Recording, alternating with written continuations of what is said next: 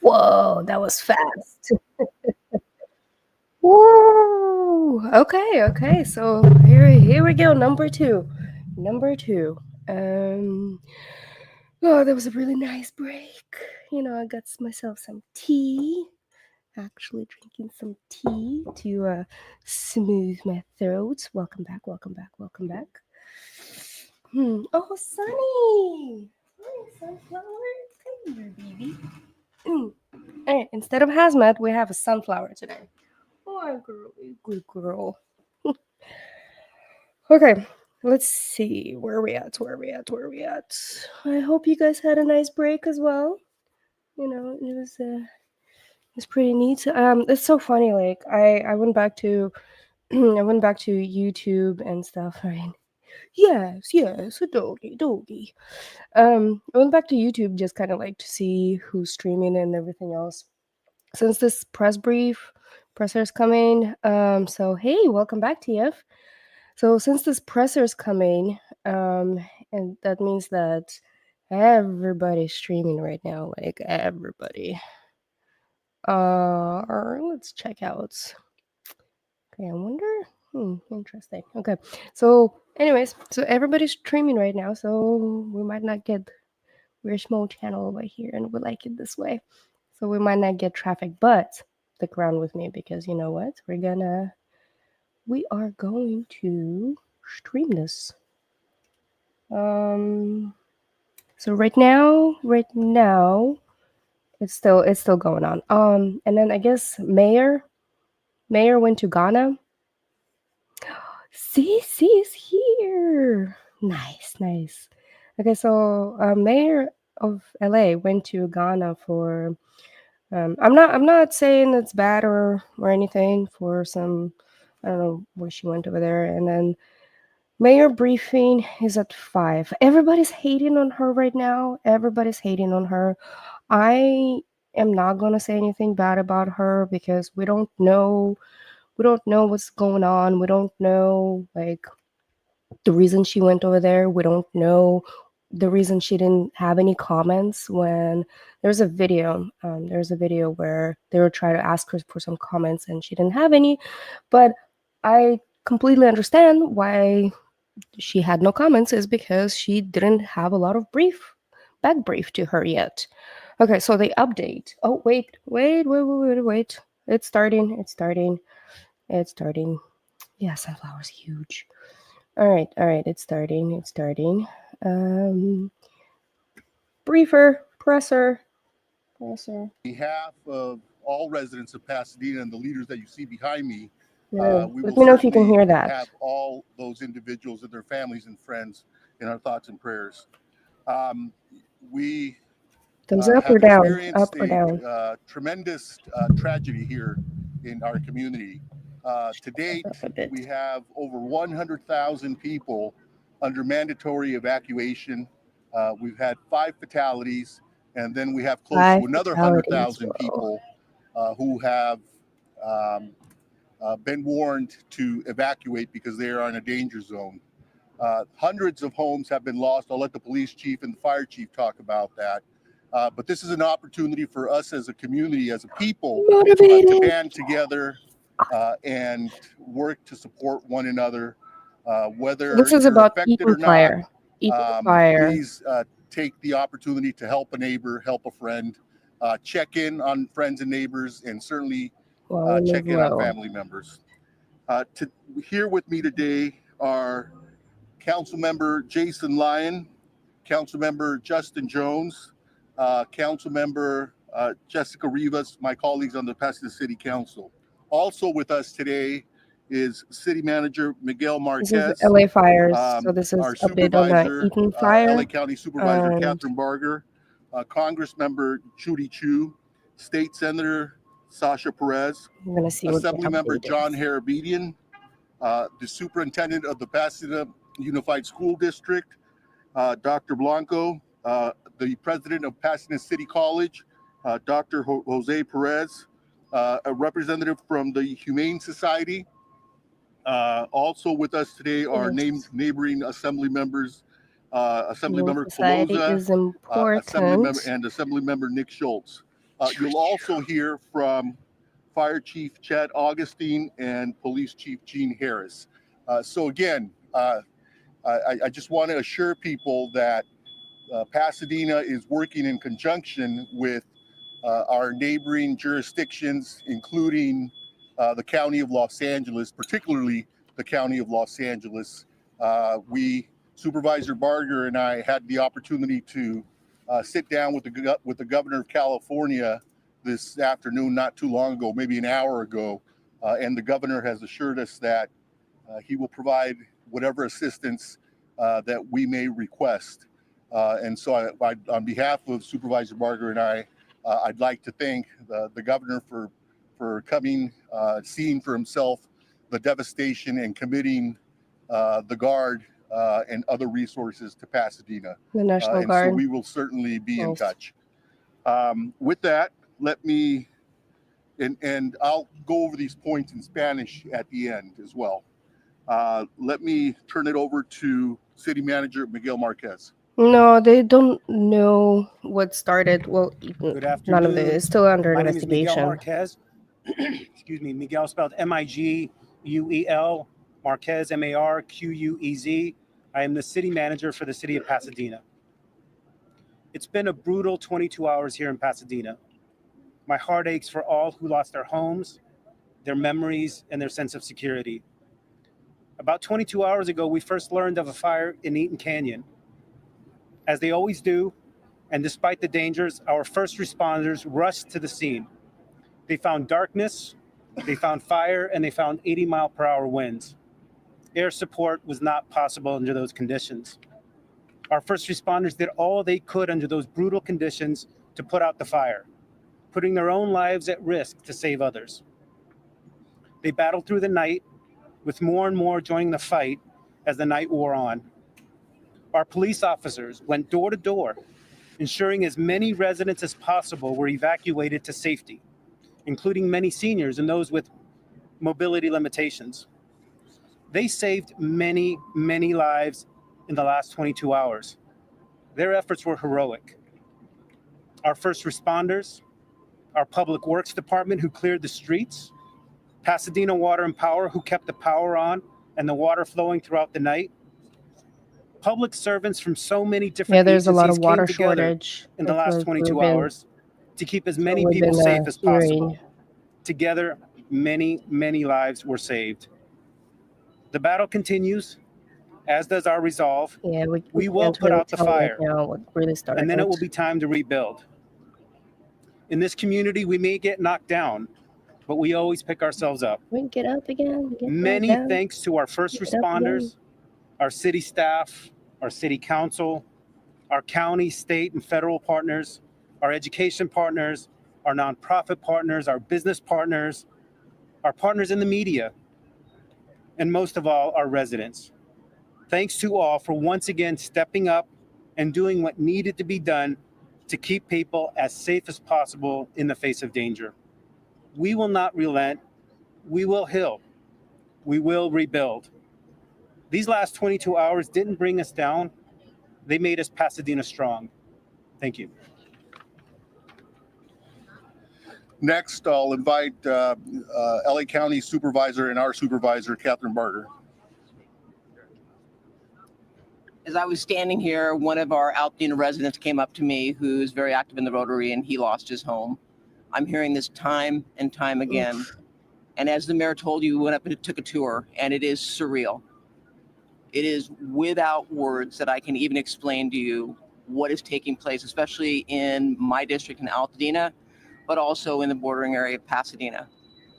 My heart is heavy, but I have to say, and the mayor is absolutely correct, we met with the governor, who also met with the president, and resources, both financial, but also resources for boots on the ground are here, and we're going to continue to fight this fight. But I would ask people, please, please, please, If you don't need to be in the area, Oh, we don't I need know you all in of the Hawaii area. is like really dry. Recognize that Big Island when we is drove up there, these are fires that are actively taking place as we volcano, speak.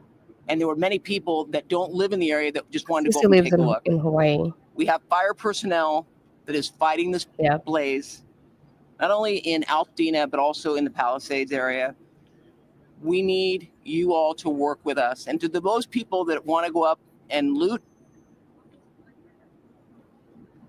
the full weight of the county will come down on you. And that's going to start with the district attorney who's issuing a press release and is going to make sure the full extent of the law is played out if you are caught looting in any area impacted by this fire. Oh my God, this is so. But I want to thank our first responders, so many looters out there, many of which have been on the line for over 24 hours. Taking up opportunity, whatever they can. The chief of the LA County Fire has asked for resources outside the state with the goal to let them go in and begin to fight the fire so that our firefighters can take a break during any disaster. And then start during again. Any disaster, people. But again, I want to thank our first responders, but I also want to thank our state and federal partners, Congressmember Chu, Congressman Whitesides, who represents Santa Clarita area.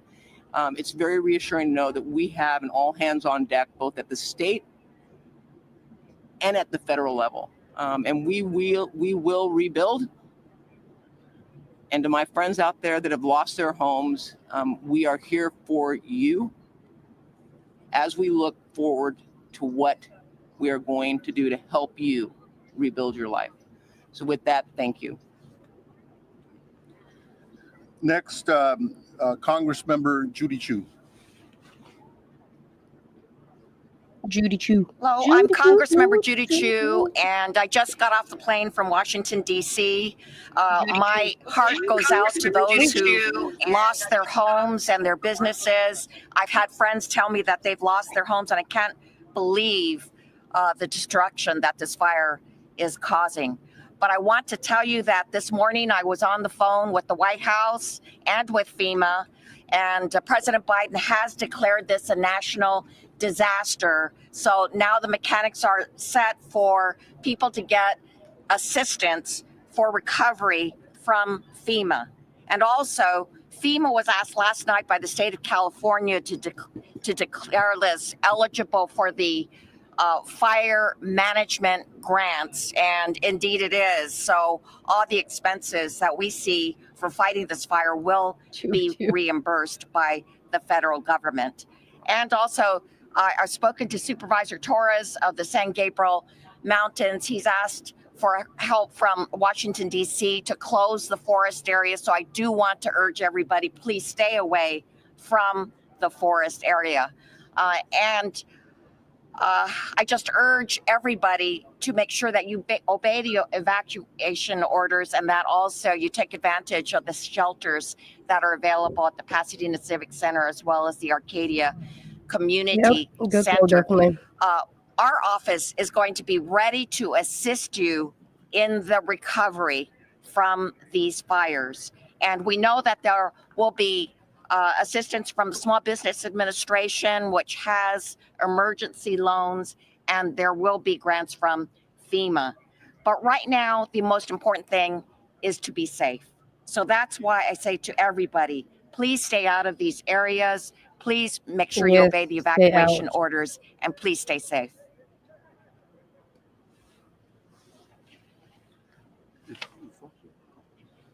Next, State Senator Sasha Renee Perez.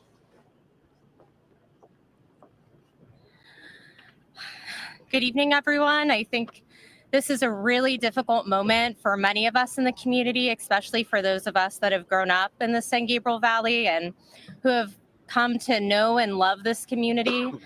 As the supervisor said, we're receiving many calls from friends and community members letting us know that they've lost their homes, they've lost their businesses, This is a really devastating time. I wish I could go. We just toured the site and there are still fires burning. And I want to emphasize to people, if you are told to evacuate, please evacuate. Please take these warnings seriously. I have family members that have evacuated. They have left their homes. I understand how difficult of a decision this is, but this is about safety and safety first. We want to make sure that you all are taken care of, that you're taking care of your families. This is what is most important right now. It is incredibly dangerous for individuals to be up there during the time when there's fires like this. This is a very, very dangerous time. So please evacuate, get somewhere safe, make sure that your family is safe. Also, if you receive an evacuation warning, please make sure if you have elderly neighbors, pick up the phone and let them know. We've seen a lot of senior citizens just here at the senior center that have been evacuated, and someone taking a moment to knock on the door and make sure that they were informed so that they're getting out of their home is so critical and makes such a difference. We know right now that there's a lot of folks that are struggling to have cell service when they're up in the foothills right now. We know power lines are down. And these fires are continuing to rage on. So, the state's doing everything that it can right now to make sure that we're allocating resources. We're moving firefighters from Northern California, from Central California to come here to fight this fire. There's firefighters coming from out of state. And so resources are coming. We're going to get this thing contained, but it is going to take time. And so make sure that you're staying away, letting our public safety officers do what they need to do so that we can get this contained. Thank you. Next, Assembly Member John Harabedian. Thank you, Mayor Gordo. For anyone who is a believer of any faith, please, we need your prayers. We need your thoughts of healing and anything that you can do to help our community. Many of our neighbors, our loved ones, and members throughout our community lost their lives today. And we are with you. We see you, we feel you, and we are going to help you get through this. As part of the state of California, along with our governor, our federal and local officials, our main mission now is to keep people safe, minimize any further devastation. And for those of you who lost your homes, who lost your property, who lost your loved ones, we are going to help you rebuild. We're going to do everything we can to fight for you every day, now, this week, over the next couple months and years, to make sure you get your life back. And that is my promise. That is the promise of everyone behind us. But please stay diligent. Heed the warnings of our public safety officers, and please stay out of harm's way. Thank you to our men and women on the front lines, our first responders. We are not out of this. It is all hands on deck, and it's going to be a long couple nights still. I just found out the Sacramento Fire Department is sending people. And please pray for us. Down south, and there are a lot of Superintendent of the Pasadena Unified School District, Dr. Blanco. Good evening, and I want to echo the sentiments that our heart goes out to all of our families, our staff, our employees who have suffered losses during this devastating event. Behind me, you see the power of us, the city, the mayor, the city manager, our leader from the PCC. She's so all short. came around the school district to help us provide for our families and our students. I saw many of my families here today who have lost their homes along with their staff. Thank you for being here with them, and thank you for supporting them. Our schools are going to remain closed for the rest of the week. We are continuing to assess the damages at our school. Our maintenance and operation team, along with our police department, the sheriffs, and our fire department have been assessing our buildings. Absolutely. Our preliminary assessment results show that the fire has substantially damaged 5 campuses. While most of them are in good condition, we have confirmed these 5 campuses in Altadena. Elliott's Arts Magnet School is damaged. Franklin Elementary, which was closed in 2020, has damage of about 80%. 3 campuses that house other schools have sustained damages: Edison, Loma Alta, and Noyes. Please note this information is preliminary. The fire is not contained, and some of our schools still remain in the path of the fire. We're working together with our city partners to do everything we can to preserve our schools. Our next steps are recovery.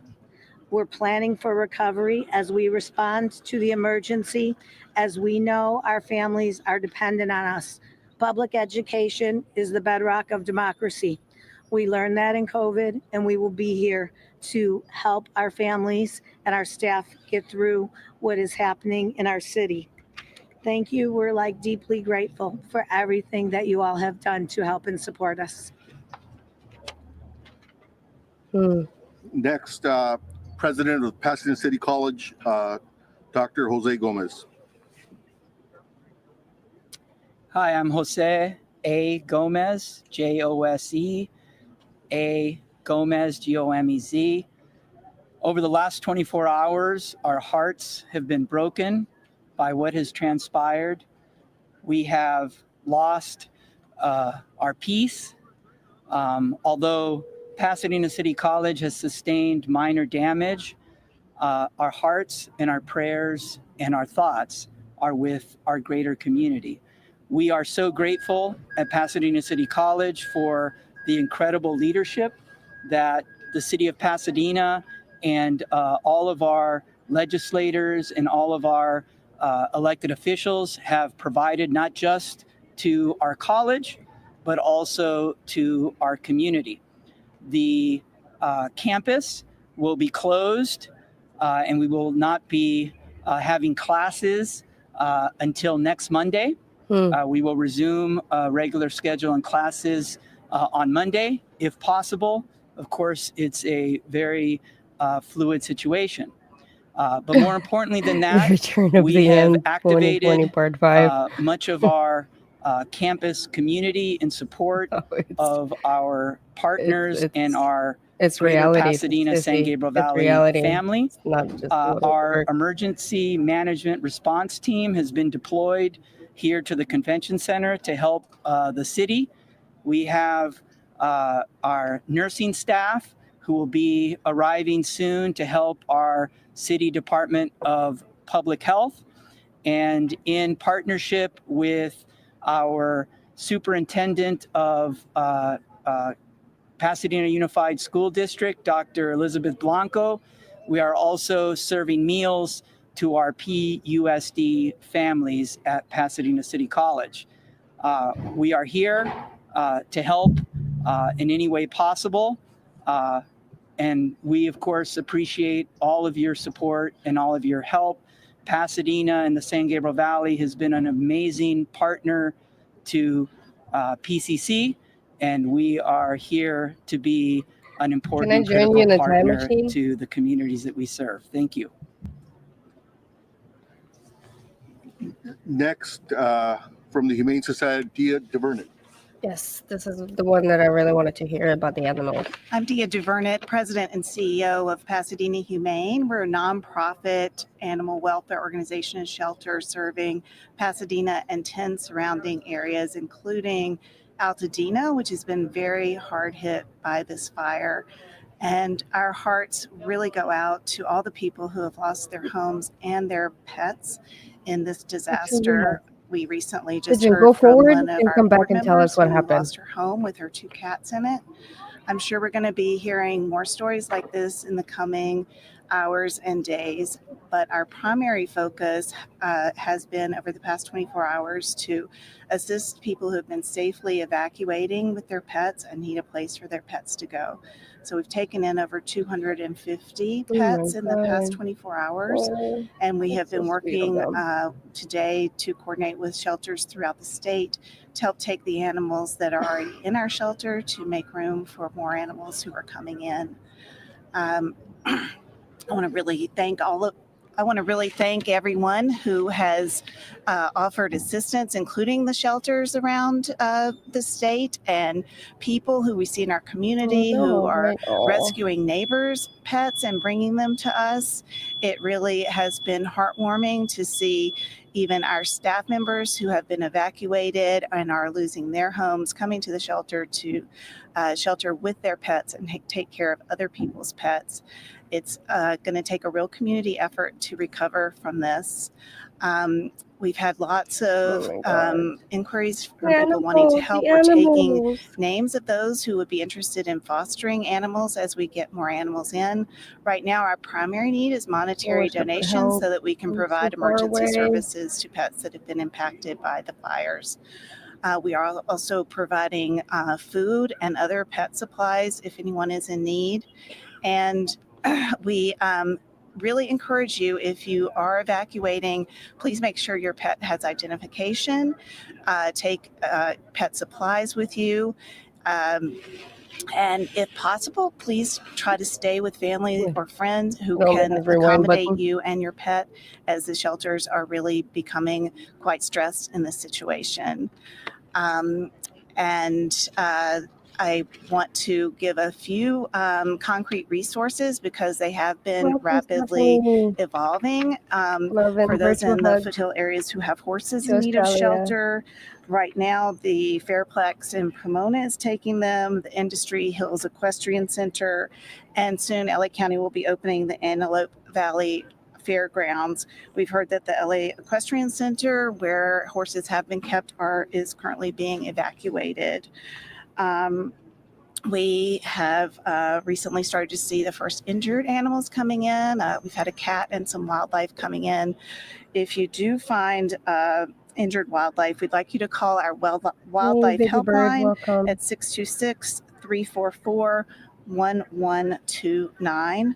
We're very thankful to our skilled veterinarians who are providing care to these animals, and we'll continue to provide care around the clock to animals in need in our community. Thank you. Oh, the animals. Next, because this is still an active fire with very little, if any, containment. Thanks for stopping by. I think it's important to hear from the fire chief, and our fire chief is here with us, Chief Chad Augustine. Good afternoon. My name is Chad Augustine, your Pasadena Fire Chief, CHADAUGUSTIN. I'd like to give you a current stat on our Eaton fire. We can confirm that the Eaton fire is now over 10,600 acres at 0% containment. I'd be remiss, though, if I didn't highlight some of the heroic actions last night by your public safety, police, and fire, who literally saved lives. Pulling people out from burning buildings, getting them out of streets and vehicles where they had no ways to evacuate. Our death count today would be significantly higher without their heroic actions. We currently have 60 strike teams requested and 750 firefighters working on this incident. We're in a unified command with multiple agencies to include Law, LA County Fire, LA County Sheriff, and Angeles National Forest, along with Pasadena Fire. We have strike teams committed from all over the state and as far as Arizona coming to assist us. Multiple structures have been damaged or destroyed as this wind-driven fire had wind gusts of 70 plus miles per hour. We had spotting of embers 2 to 3 miles ahead of the fire. I can confirm tonight that we have somewhere between 200 and 500 structures damaged or lost. We really need, as it becomes safe to do so, and we get a better handle on this fire, we need to come in and be able to survey the damage to get an exact total of number of structures that have been damaged or completely lost. We continue to be in red flag conditions, and we expect that to be through Thursday with variable and high wind speeds. Thankfully not as strong as what we saw last night. We are encouraging people to stay updated as the weather can continue to change very rapidly. 90 miles per hour. Please, if we issue an evacuation order, heed our request. Be prepared, have your go bag, and immediately evacuate. Thankfully, the current forecasts allow us today to start getting aircraft in to fight this fire. Since around 10 a.m., we've had aircraft doing water drops. With the goal of limiting the fire spread, we will come behind those water drops with hand crews and fire engines to get a containment line around this fire. We expect, with favorable conditions over the next couple days, to start making good progress on this fire. And with that, I'll turn it over to the police chief. Chief, we take a question on the statistics and the current situation with you have your firefighters. How are they holding up over the past 22 hours? Yeah, they're exhausted. We need those reinforcements coming in, but they've done incredible work. Where they've, an example is crews that fought 15 house fires over a 28-hour period. They didn't save any of them, but they prevented 2 or 3 blocks away from burning down. So great work, not just from your Pasadena fire, but throughout this entire region. Yeah. 60 strike teams. What's the status of that? How long before? Yeah. Great question. So we have multiple strike teams have arrived. We're in the early 15-ish strike teams, and we expect over the next 24 hours we'll be close to 50. Even some of the Arizona strike teams should be here by this evening. I'm writing what to have in a go bag in a minute. I'll post a comment.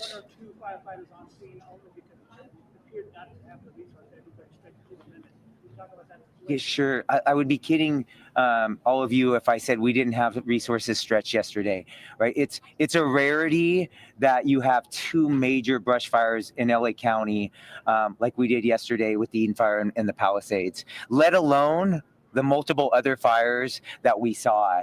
So we had an extreme drawdown from with LA County Fire, and they are our biggest partner. Even with their drawdown, they sent us a lot of resources last night, which was really helpful. It's unfortunate with the wind gusts that we had, up to 70-mile-an-hour winds, they had to ground their aircraft last night. But we really relied on all of LA County to bring us resources, and then with the mutual aid requests from up and down the state. Did that answer your question? Thank you. One more. I wanted to ask about, you were inside the fire zone and multiple residents had talked about a lack of water pressure. Of course, Pigeon, of course. Trying to fight fires. There's a similar situation in the Palisades, and they said it was due to the amount of water usage at one time. Is this what you were seeing? What was the situation there? We saw it firsthand as well. Why was this the case? Is this going to be a problem for?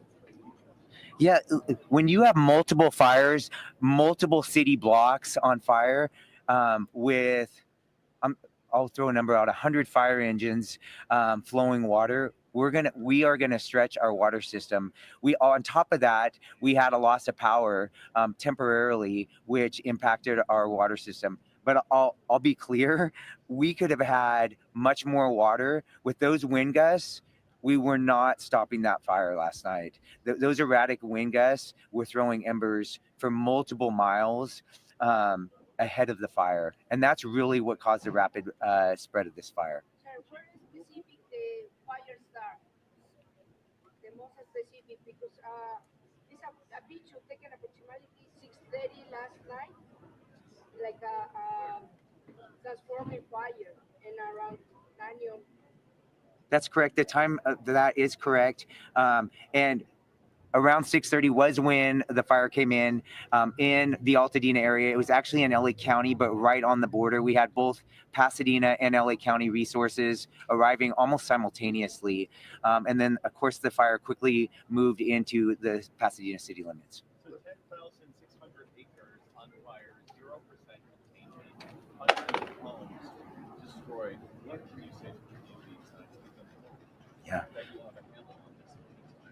Yeah. What gives me hope is when I look at the trees and bushes around here.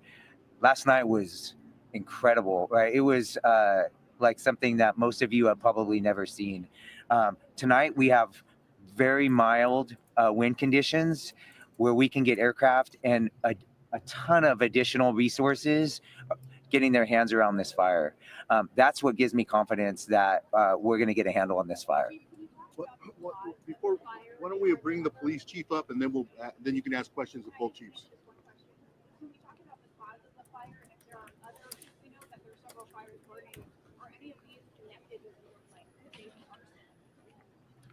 The cause, you're going to love my generic answer, but the cause is under investigation, right? We have multiple fire investigators as well as fire and arson investigators from LA County and local resources they still don't know. investigating that. They still don't we know need what's to let gonna them happen. do their good work so that How we did can it start come up it? with an accurate cause and origin.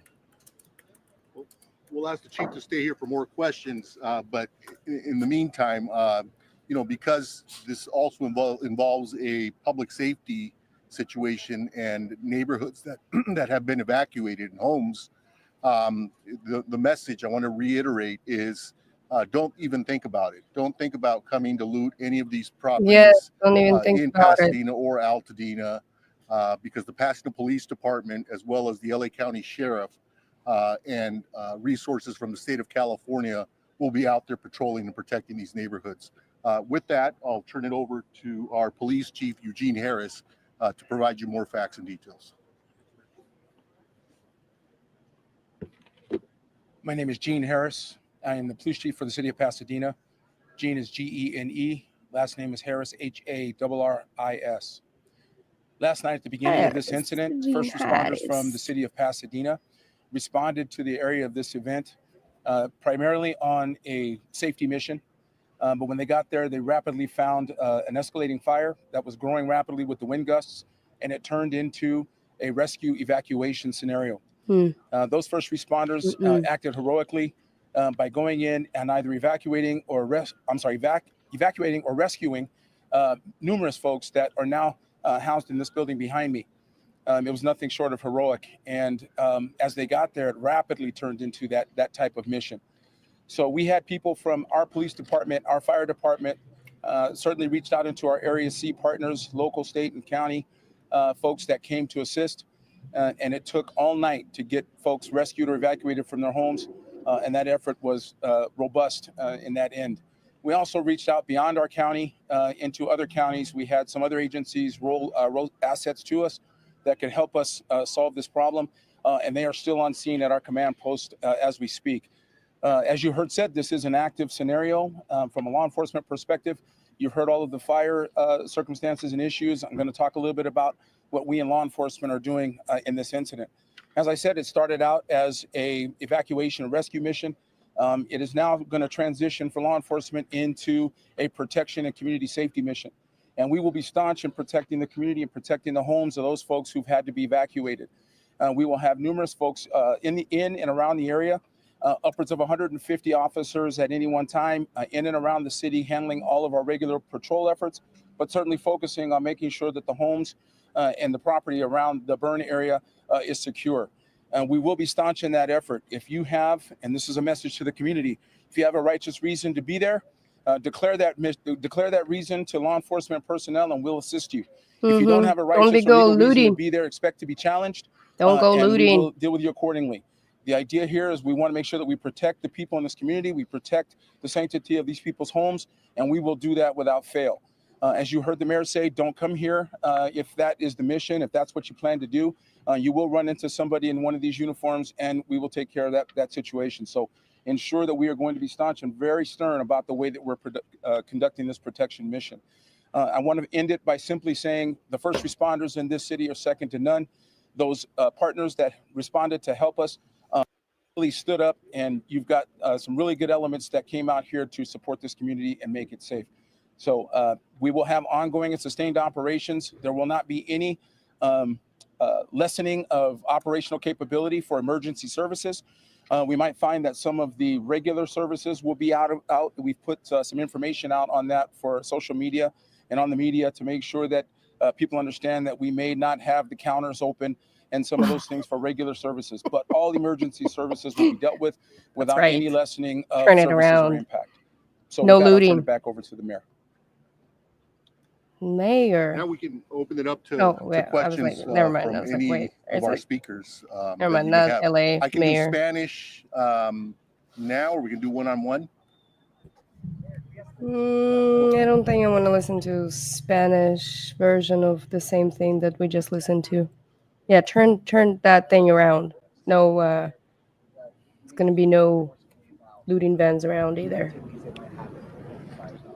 Well, the forceful nature of my delivery is really designed to impact what our caring is for this community. It's a community caring mission. We haven't had any incidents of looting, and we don't want any.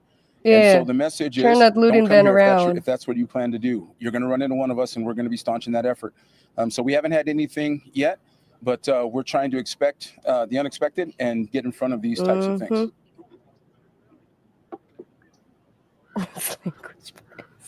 Any other questions for Chief Augustine? Chief, there were a number of significant spot fires that broke out not only in the hills but along Lake Avenue, for example. Several buildings. As there are a number of fires that broke out. I think that's what he was. I do not. Right. We're still in a very active incident, right? And we have a dynamic fire that has 0% containment. But what caused a lot of last night's issues was the dynamic winds, wind gusts of 70 miles an hour, and very erratic winds. At 2 a.m, they changed direction heading westward, and we ended up having evacuations all the way to Glendale. So do I expect a risk of fire spread tomorrow? Yes. Do I expect erratic fire weather like we saw last night? No. 0% containment. Yes. We can confidently say those embers were spreading ember casts 2+ miles, right? And we were in red flag conditions, right? And just acknowledging that we're in red flag conditions in January, right, should make us all pause. And so the humidity was so low last night that a single spark could cause a fire. And then you add in the wind gusts.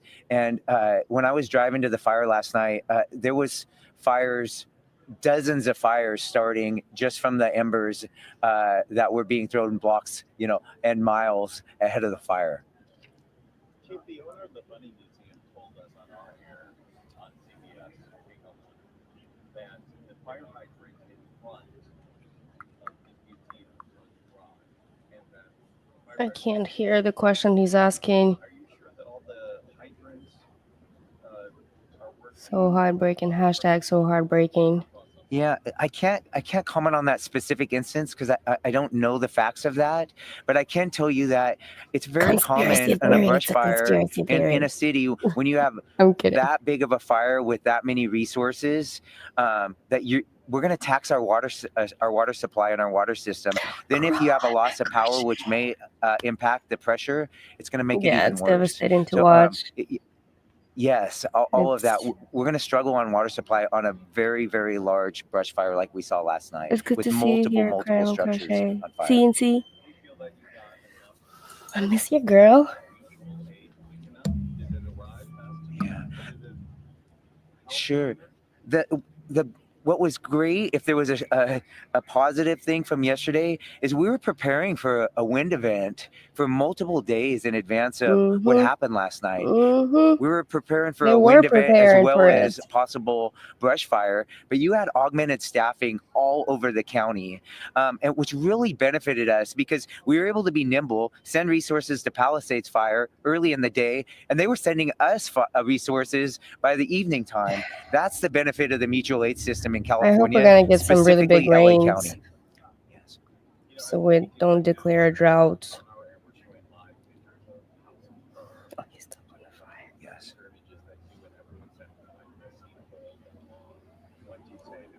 I can't hear what he's saying.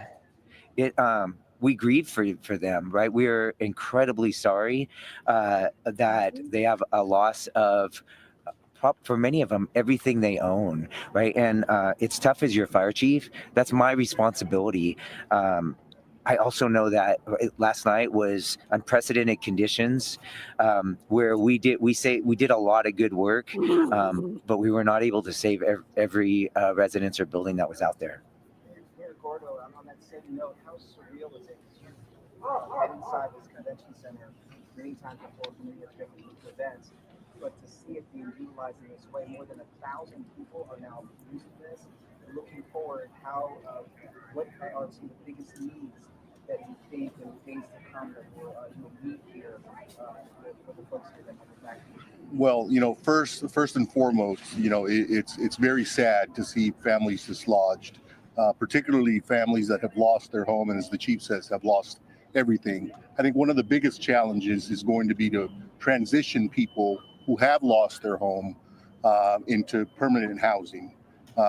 We have hundreds of homes that have been destroyed, and moving people into permanent long-term housing is definitely going to be a challenge, and it's going to be a challenge that we're going to engage the county, the state, and the federal government in.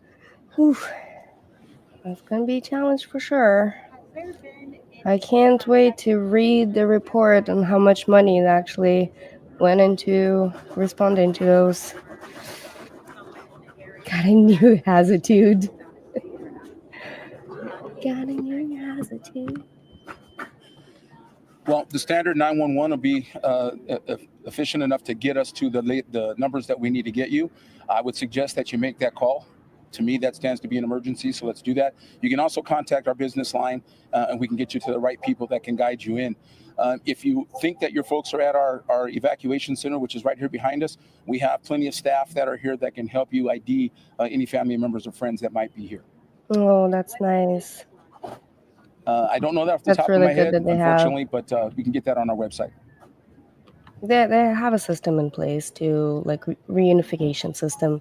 Okay, this it's a standard procedure during any kind of disaster. All affected residents, know that your city, your county, and other resources are there to help. If you need assistance, please reach out to us. Can you send some water to California? And its residents and Altadena, it's a resilient community. Yeah, and I'm sure that we'll bounce back.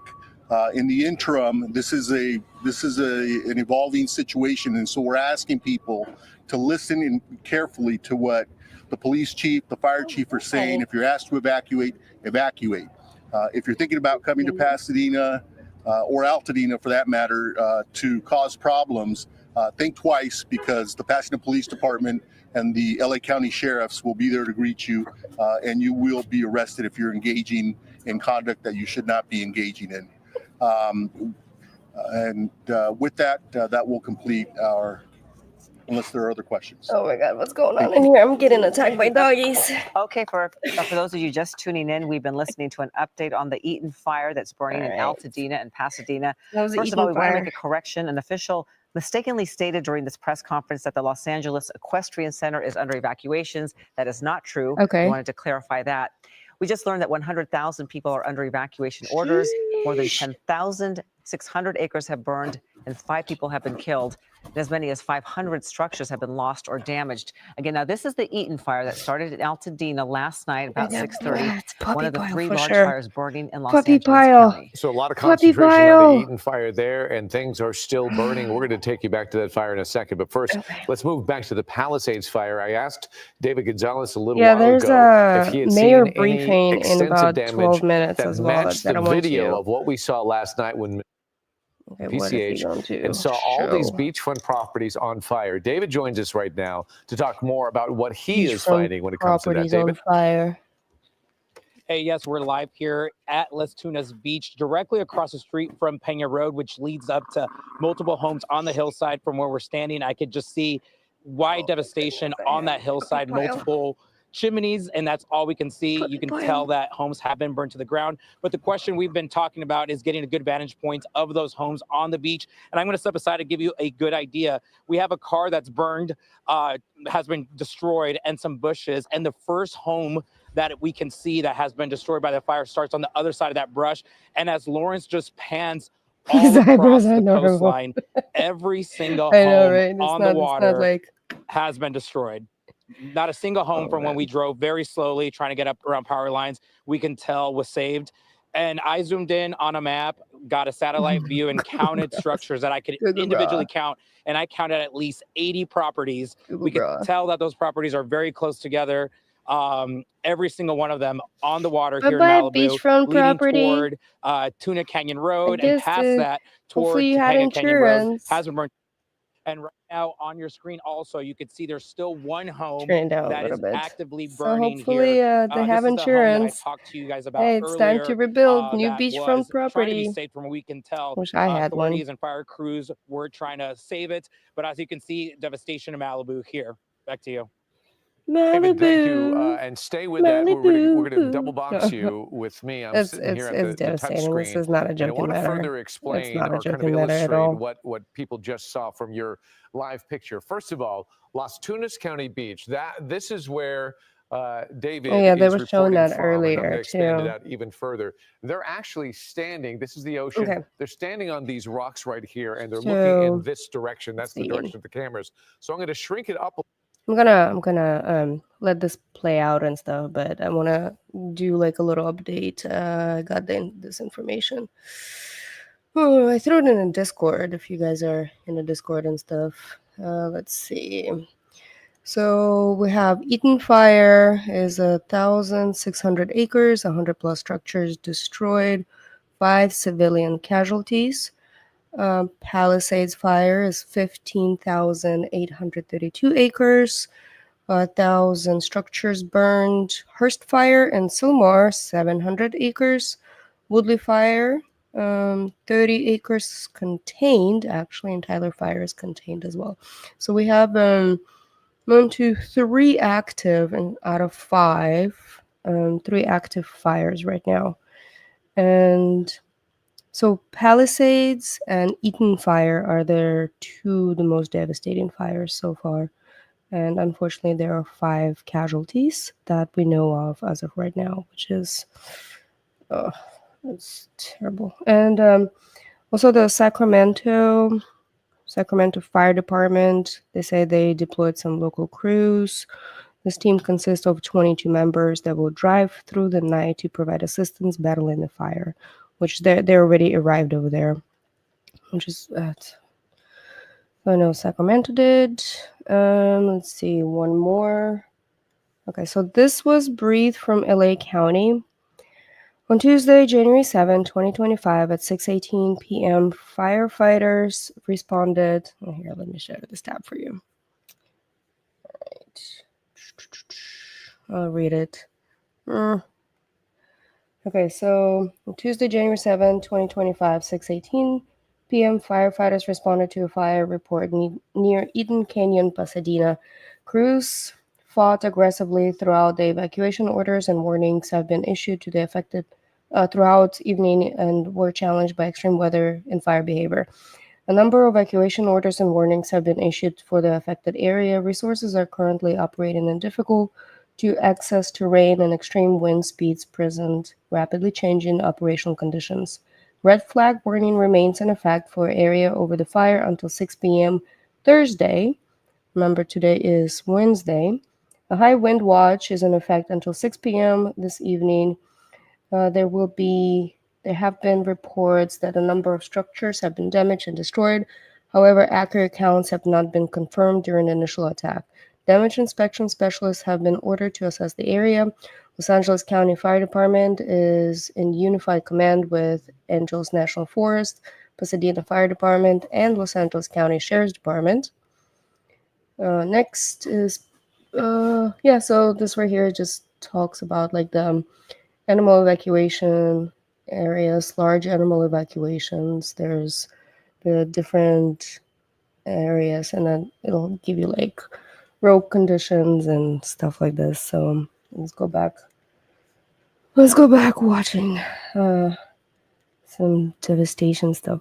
I'm gonna try to well, nature always wins for sure, TF. Nature always wins. It doesn't matter. And I keep reminding people that California is still, what are the guidelines on building so many timber frame houses so close to each other without fire breaks?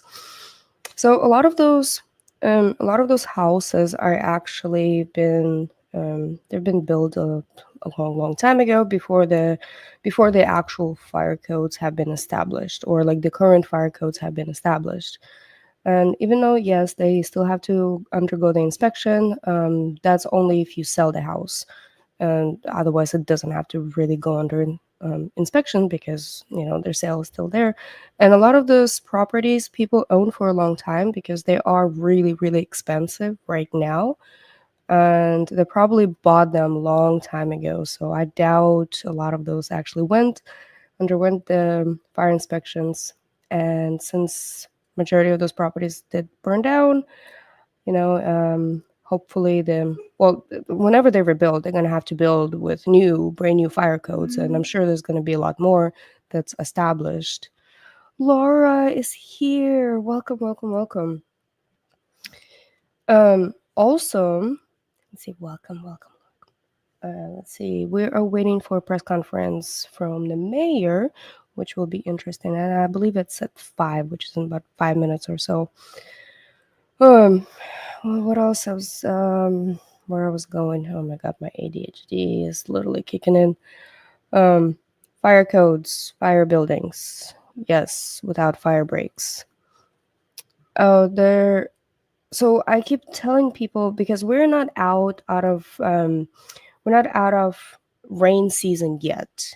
So a lot of those burn scars that will be there after these fires, all these burn scars are in a high danger of a mudslide, because the ground is dry. When the ground gets saturated, it's really, really fast with a lot of rains, and we're not out of rain season. Usually rain season lasts until like February time.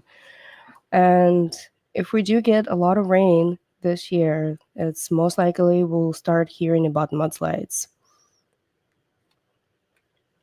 And there's actually area in LA that is sitting on a large mudslide area. There's so many houses that I'm gonna have to do a separate live on that one, just to kind of like do a little deep dive. It's really, really interesting. So I was talking to the emergency manager, LA emergency manager, like a while back, and he brought it up as this really, really deep concern about this area in LA that is under the watch for the mudslides. And I don't believe it's during like these burn scars, but we'll have to do like another live stream. So I'm actually really excited to come back and live streaming again. This is today I did 2. Well, obviously there's a lot of devastations happening, and I feel like I can provide some of the insights or explain some of the situations or explain why are they doing certain things, because from your friendly neighborhood emergency manager right there. And hi, Pocket. And then we got I'm getting bombarded by dogs today. That's cute. It's cute. I'm not complaining. So this is Pocket puppy, right? Oh, it's okay, baby. Go in the back over there. Go. I got Hazmat right here in the back. I got Sunflower right here on the side. Yeah, it's funny. All right, so let's see. Eaton Fire. Let's see what else we can find. Oh, I wanted to show this really fast before the conference starts, or before the presser starts. So this one is Aftermath Mobile Home Park destroyed in Pacific Palisades. It's about 28 minutes, but we're not going to watch the whole 28 minutes of it. Hopefully there's no music.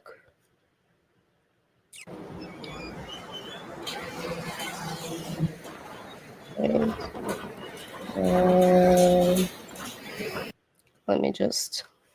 I'm just gonna play it on the background. Yeah, there you go. And see what happens. Why? Okay, where's this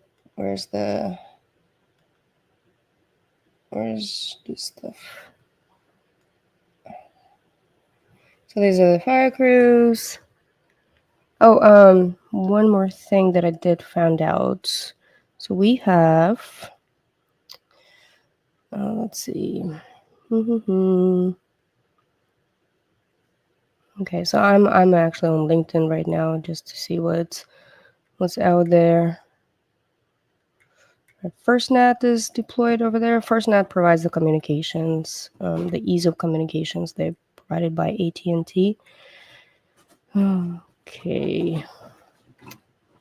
I think I reposted it. It's basically saying like how many crews and yeah, I reposted this one. It's saying how many crews and how many engines are deployed. Okay, so we got deployed resources. 1,400 plus firefighting personnel, 267 fire engines, 16 crews, 9 water tenders, which is the airplanes. Plus, I have seen 2 Canadian ones that are actually deployed over there, and 9 helicopters, and then critical funding from FEMA as of right now. FEMA hasn't deployed their resources yet because there are just the funding, but I'm sure they're spunning up to do a lot of the recovery operations after all of this pocket management. Yes, pocket management. All right, so we have 200 viewers right now, which is fantastic. It's about 191 on X, Twitter. Come on over to YouTube, hit that like button. Don't forget to share, subscribe. Oh, come on over YouTube. Yeah. So, okay, this is, there you go. Let me make this larger for you. So this is the trailer park that got burned down.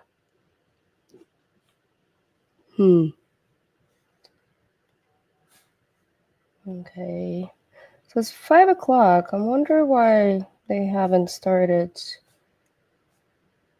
I wonder why they haven't started the presser yet.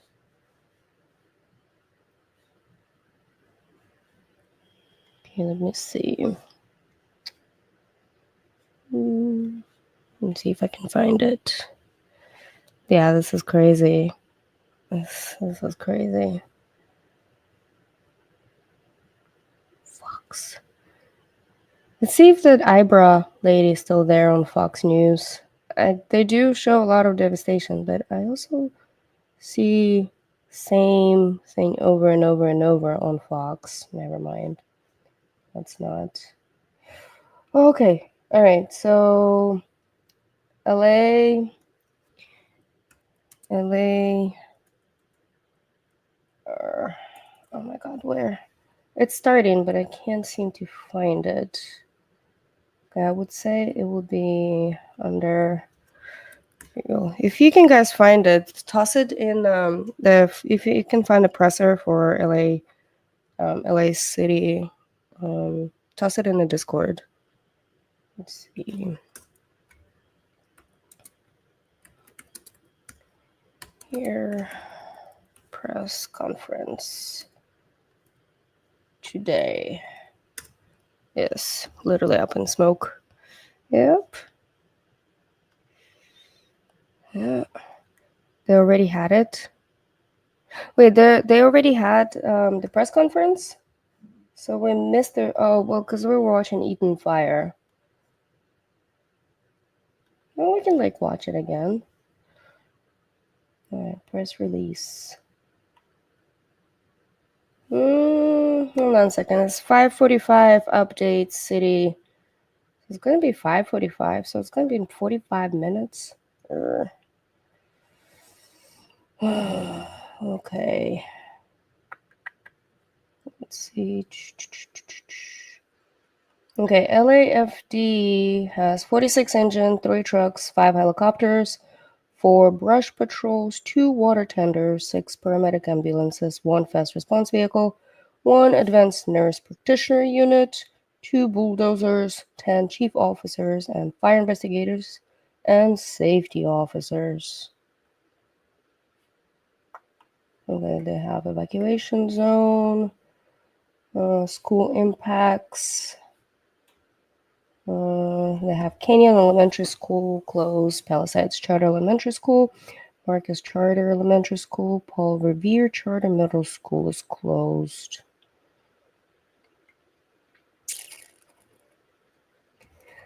Okay, let's see. LA Department of Water and Power Electric crews are working in hazardous conditions, responding to restore power outages in the city as of 5 p.m. Approximately 28,000 customers are without power. Yikes. Oh my goodness. All right, let's see what other live stuff is going on. Oof. Oof. Live streaming, Palisades Fire. Everybody's live streaming right now. Nice. I love it. So I guess the press conference, they're saying 5:45. That's what I'm seeing on actually on their website. Ashes to ashes. Yeah. It does look post-apocalyptic. That's crazy.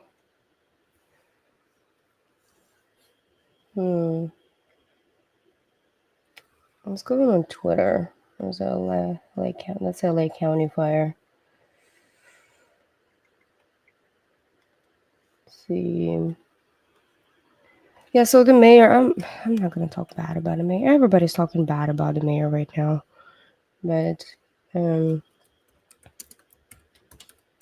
you know what? Sometimes people have their reasons, and she probably didn't want to comment at the moment because she didn't have a lot of information to answer.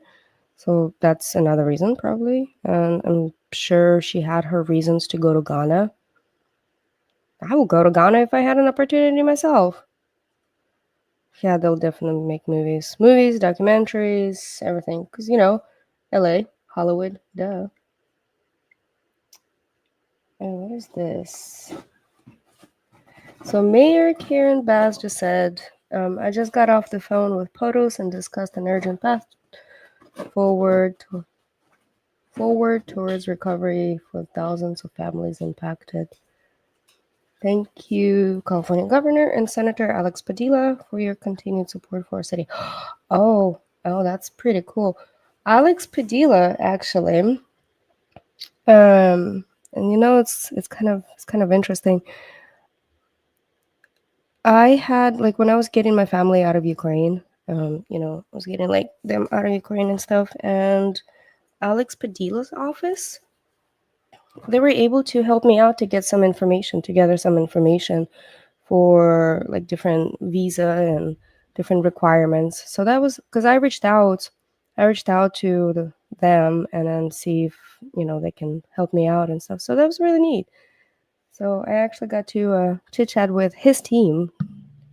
Out on the brow. Welcome, Dave. Welcome. And so I was like, oh, that's pretty cool. Okay. So nice. So I guess no pressure? No pressure? Okay. I'm looking. So this right here, what are you guys looking right now? Is this some devastation of a trailer park that just burned down? The beachfront property. You staying dangerous. Woohoo! Alright, so when funding.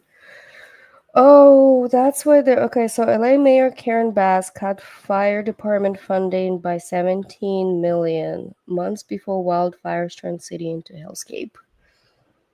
Oh, that's why they're giving her a hard time. Okay. Huh.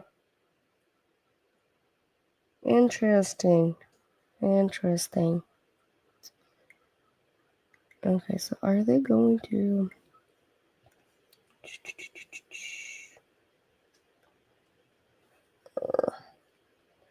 Wait, I think they're... Major updates. I would actually really like to... I really like to hear what she has to say. I don't know, we might stick around here. Until 5:45. I have been streaming quite a while. Took a 15-minute break, so that's good. Okay. So let's watch something else right now. Just kind of like watch the news and stuff, and like while I'm actually do some search myself. It is a zombie video game. You didn't know that? Psh, I'm not playing the real footage. I'm kidding. Yeah, it's unfortunately that's a real footage. Yeah, it looks very, very similar. Oh my god. This is nuts.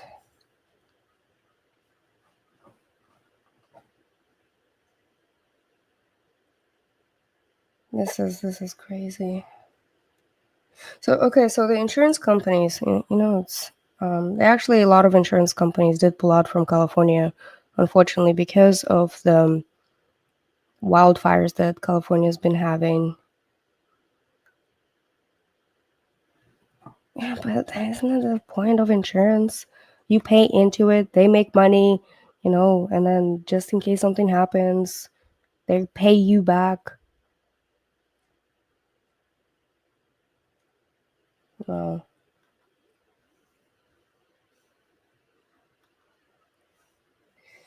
LA,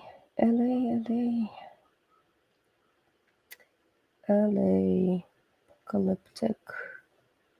That's devastating. Californian wildfires are burning out of control.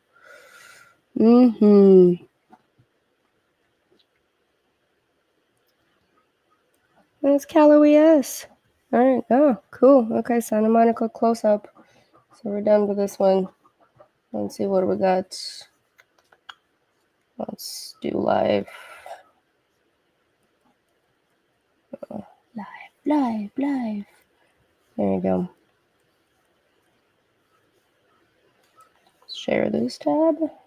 It is a sad and heartbreaking scene, but there will be stories of rejuvenation and rebuilding. A neighbor you had Families are just wondering whether their home survived. I don't know. Given the percentages of what we have seen, he wasn't my odds neighbor, are that their home but did not, because this is just I don't so know. widespread. He moved away like Where this last fire year reached, somewhere. I haven't talked to him ever since. Again, some homes survived. There are pockets of homes a little further south, away from where this fire originated. And in fact, yeah, we can just turn around and see. It looks like there's a home right here that is in fairly good shape. This is up where the power lines are down, so we can't really get a closer look, but largely looks like it is intact. It likely suffered some kind of smoke damage or some heat damage, but it is still standing. And there might be one over to the left a little bit, but then you look up further on the hill, and again, another large frame just left smoldering and nothing left. In fact, just a little bit to the left of that, there is a home still burning.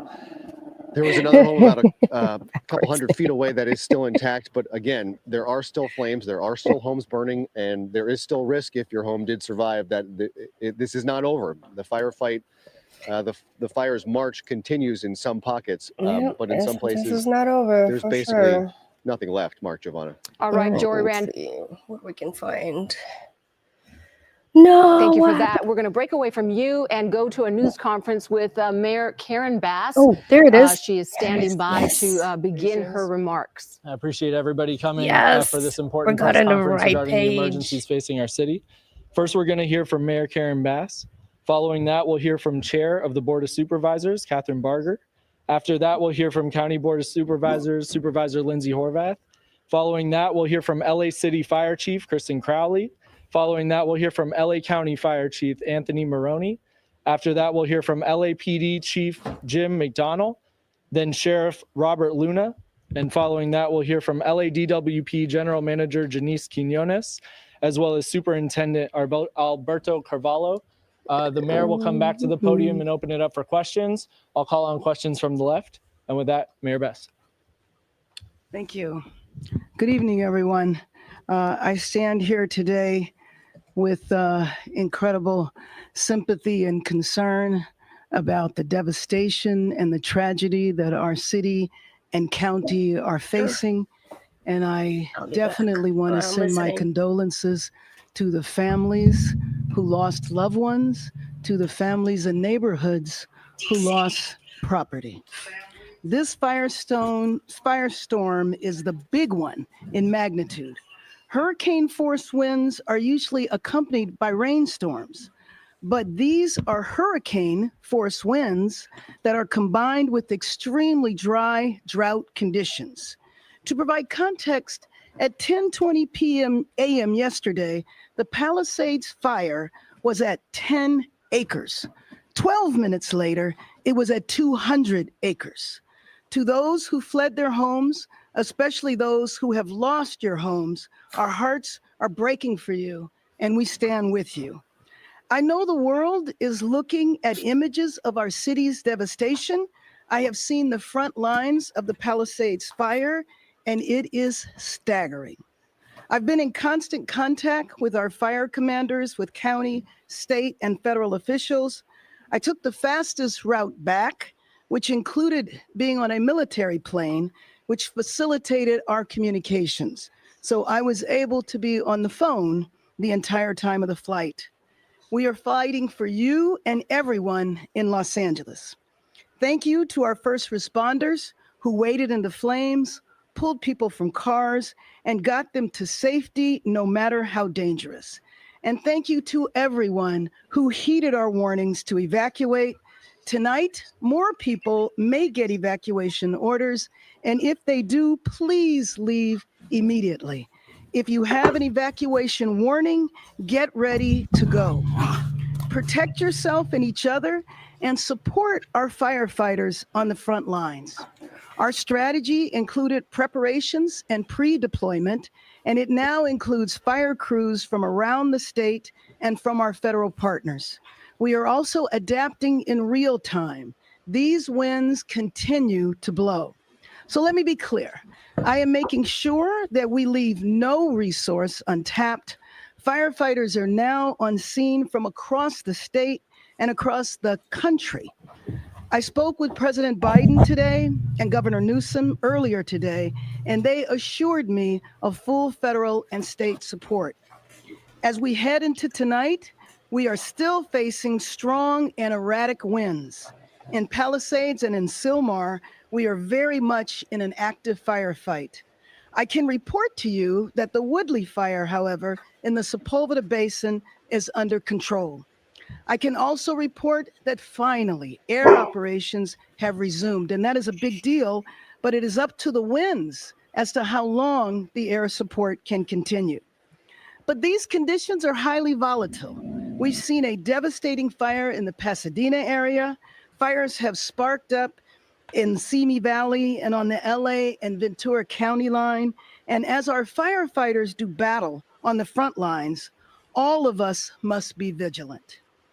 So if you receive an evacuation order, please leave immediately. If you receive a warning, get ready, protect yourself and protect each other, and don't divert firefighters from our strategy. Signals are out and the roads have debris. So stay off the roads unless you are evacuating or have another emergency. Be prepared, food, water, medicine, a bag packed and ready. Again, this is an active situation. And conserve water to the extent that you can. We want to make sure that we are ready. There's water shortage. Water shortage. But make no mistake, Los Angeles will rebuild stronger than ever. Right now, if you need help, emergency information, resources, and shelter is available. All of this can be found at URL. Los Angeles, together is how we will get through this. Through the heroism of our firefighters, the vigilance of Angelenos, and the spirit of our city. This is a big moment. It is a big moment for all of us to come together, for Angelenos to be united, for Angelenos to be prepared to help each other. This is who we are. LA will rise, and make no mistake, I am confident that we will rebuild. And with that, I would like to introduce LA County Board of Supervisor Chair, Catherine Barger. Thank you, Mayor. And I want to thank you for your leadership. I know when this first hit, we were in constant contact. So thank you for being a true leader to this great city of Los Angeles. Obviously, as someone who represents the 5th District, we are prone to wildfires, but nothing like what I witnessed witnessed today, the Eaton Canyon fire is ripping through a community like I have never seen. It is like a third world country out there. I would ask anyone listening, if you do not need to be in the area and you've been evacuated, please heed the evacuation warning. And if you don't live in the area, please stay away. Mm-hmm. No looting. Turn your looting vans around. That don't live up there, that are just taking a look at what's going on. We have firefighter and first responders that are trying to do their job, and it's important for us to all support them and make sure that we provide space so that they can get it done. The county has lost many facilities.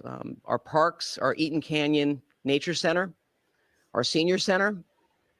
I'm sure the sheriff will talk about the fact that we almost lost our sheriff's station, but it's been evacuated. We are going to rebuild. And when we met with the governor and the president, the resources and the promises have been made. And it's going to be our job to deliver.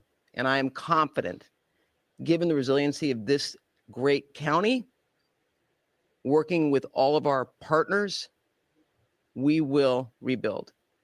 And to my friends out there that I have talked to today that have lost their homes up in Eaton Canyon, I am a phone call away, and you are not alone. You have a live and to those in of you 30 minutes. that have lost homes, please reach out for after help. this, you are not alone. After this, go check for out us to recognize that Don these people have Marie. lost everything.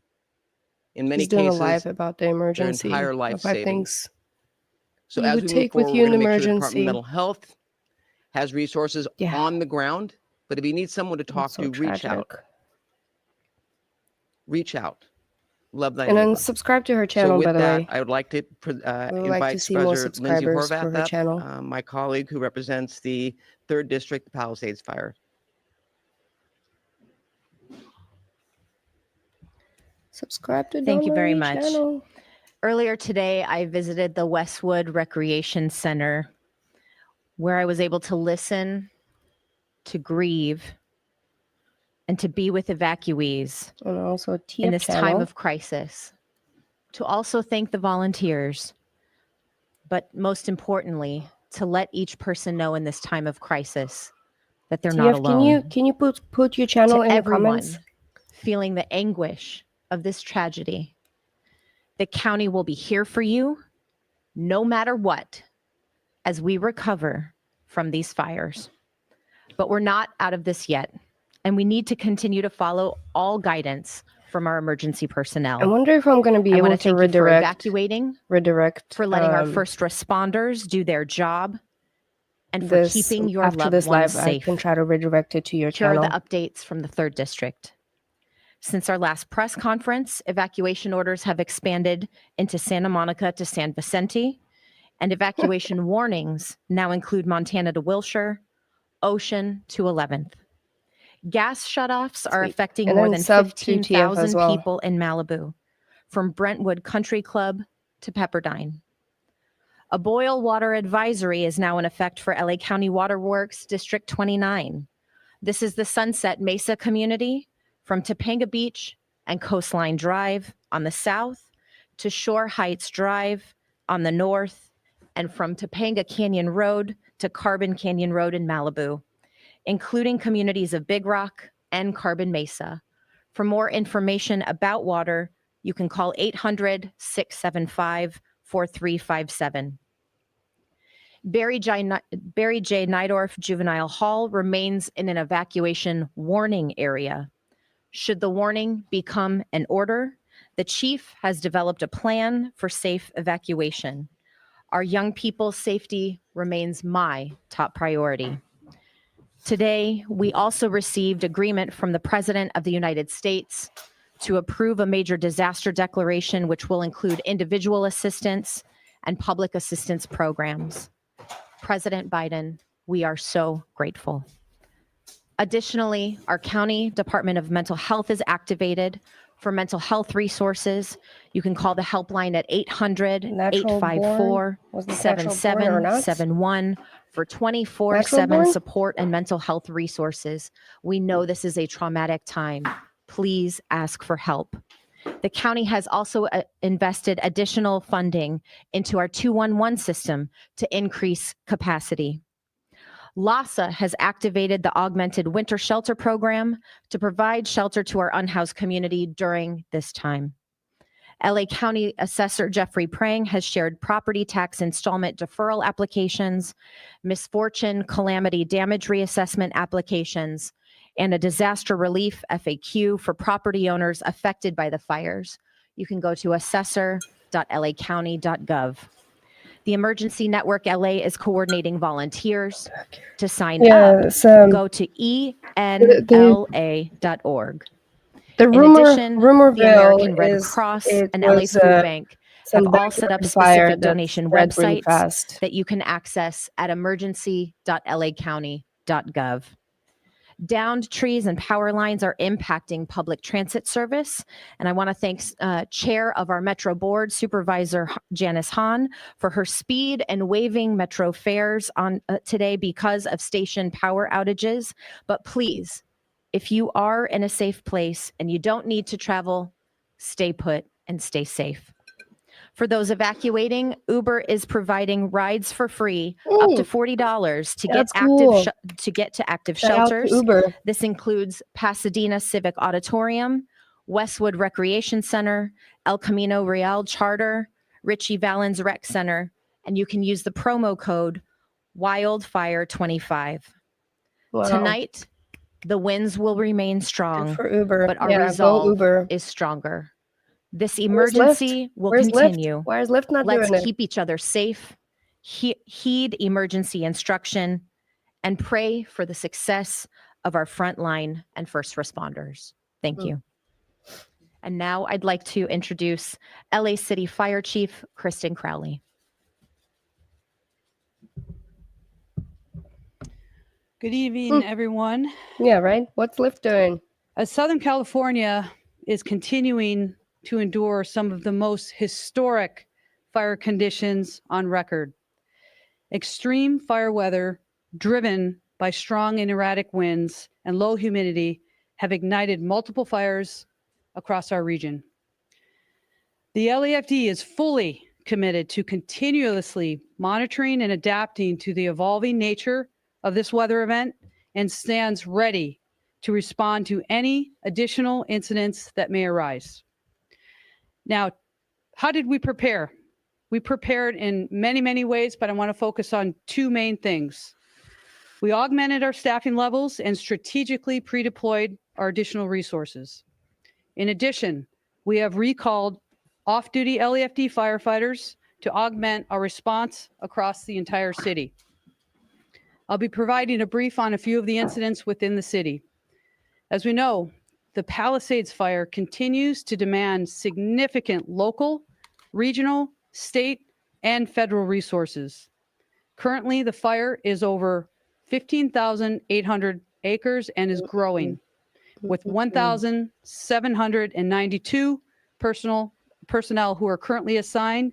And as we know, I want to be very, very clear that this incident is very, very dynamic as we speak. The good news, the winds have subsided a bit, enough to allow our fixed wing and rotor wing aircraft to provide critical air support to this fire.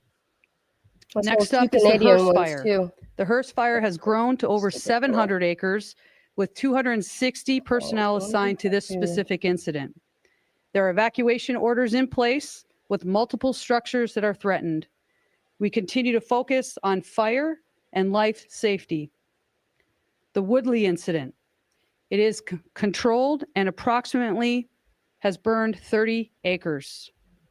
I want to clarify a little something before Chief Maroney comes up. The Eaton Fire, we are closely monitoring this specific fire. It is in the county, and we are absolutely paying very, very close attention to see how else we can assist. If it does come into the city, we are ready. Now, in addition to the large-scale brush fires, in the past 24 hours, the LAFD has responded to an additional 3,950 911 calls for service within the city. This also includes 10 structure fires. We have treated and transported an extensive number of medical emergencies throughout the city.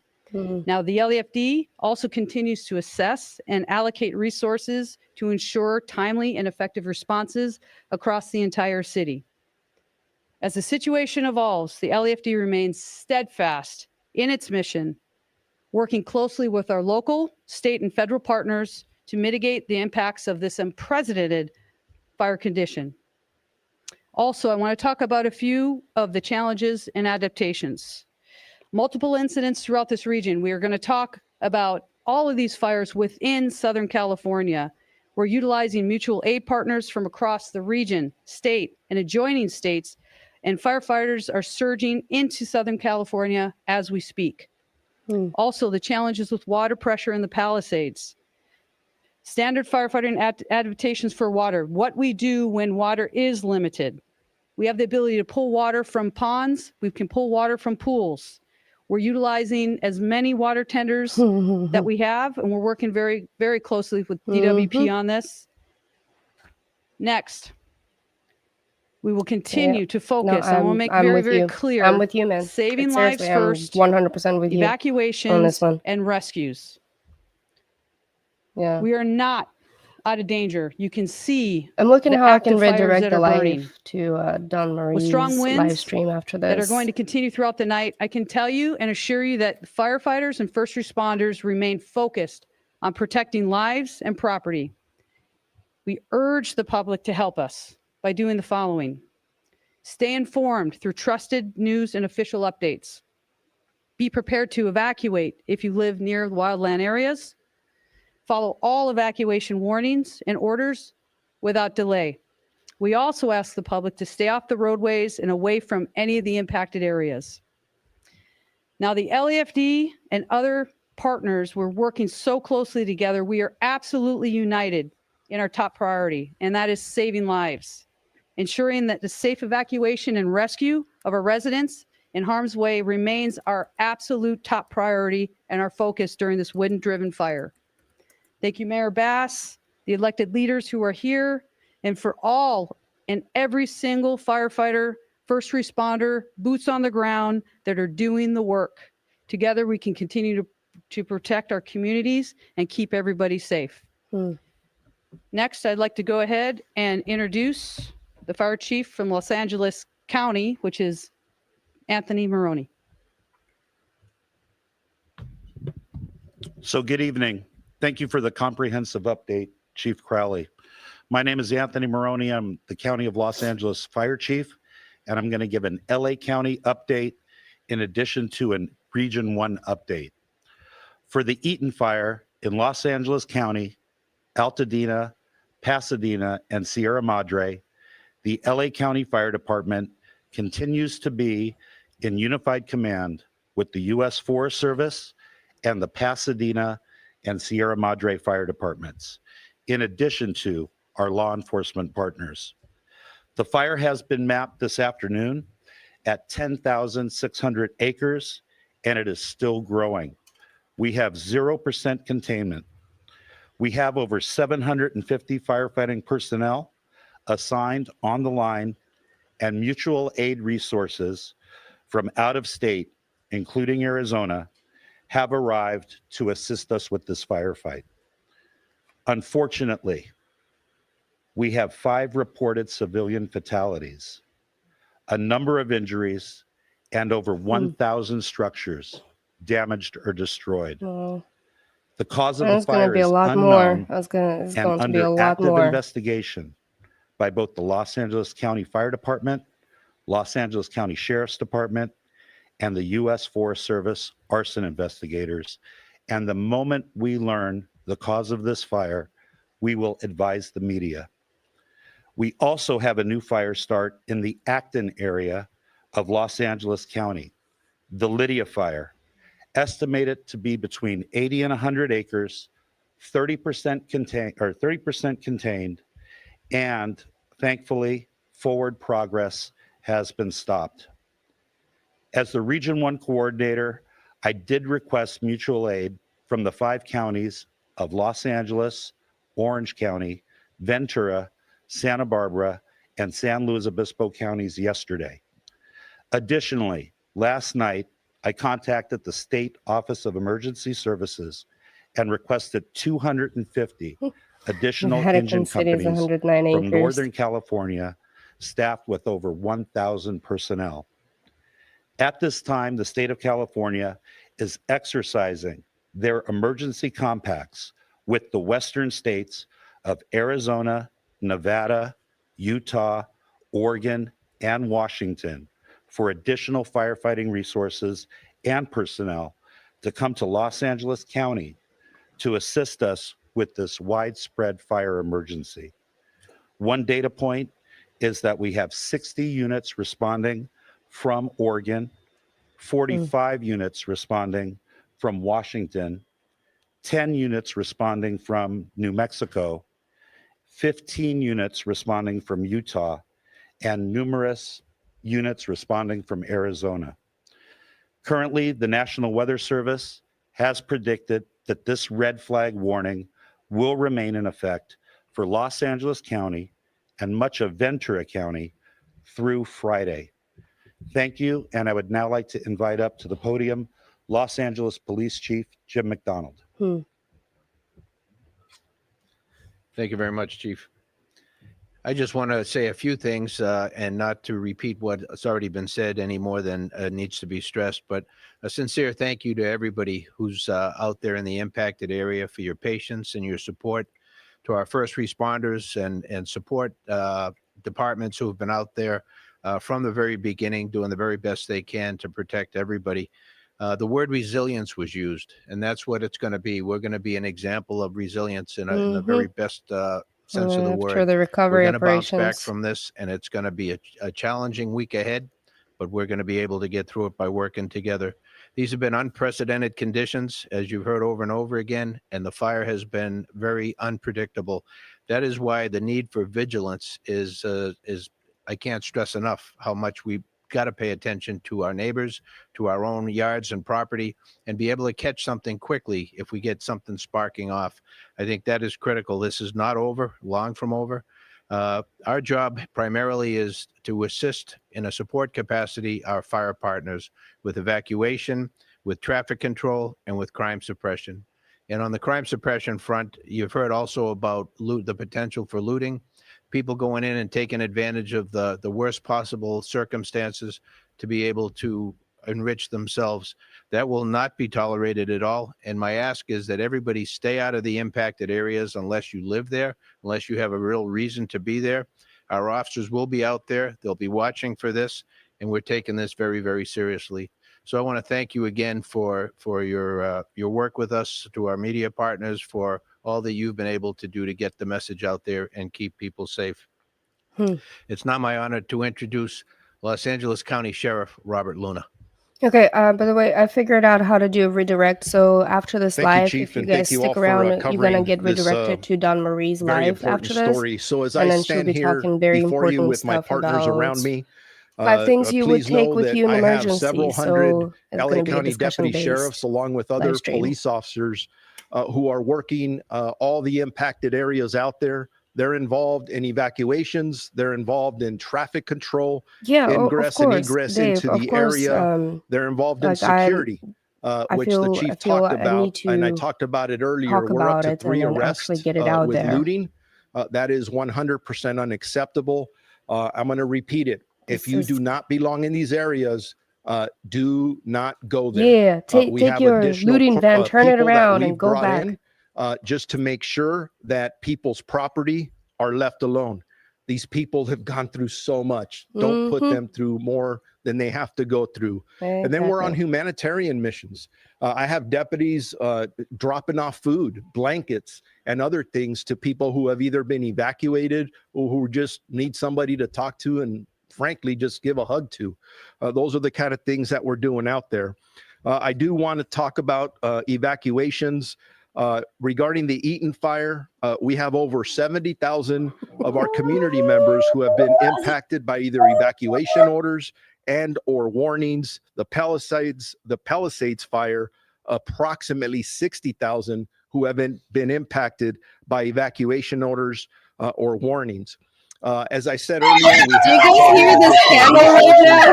not only for what's in front of us, but looking around the corner, what's next? Both fire chiefs have made it very clear we are not out of danger. There's a lot of work to be done. For me, in my other role as mutual aid coordinator, just to give you an example, as we are not only calling in our resources, we check with other departments, both in the county and outside the county. And we've provided Pasadena Police Department with additional resources, one from the Long Beach Police Department in a mutual aid capacity, and from the Orange have a whole County Sheriff's kettle Department. going So I'd on like over to there. thank those two departments. And that's something we do in law every time they enforcement. hear Santa fire Monica's engine, asked for help last night, going and in, 'cause we hazmat was also raised in coordinate fire and department, helping so he with starts that as alarming well. us. Chief Maroney mentioned it. Unfortunately, we do have 5 fatalities, and we're praying that number doesn't increase, but there's a lot of work to do. Scooting boogie And on we'll out see of what there. happens there. We are up to Not 3 looting arrests as we speak. 3 And already. then the last See? thing I'd like to Get leave your you looting with bans again out there. is away from spoke there. Do about not go looting evacuation there. warnings, evacuation orders, and a lot of road closures that are taking place in both of these Every time. locations. I'm not going to go through them all, but I encourage our community members to go to lacounty.gov/emergency, where you will get updates on those orders, warnings, and road closures. And again, I am really proud of our community overall. Sometimes we talk about the looting and people who aren't listening.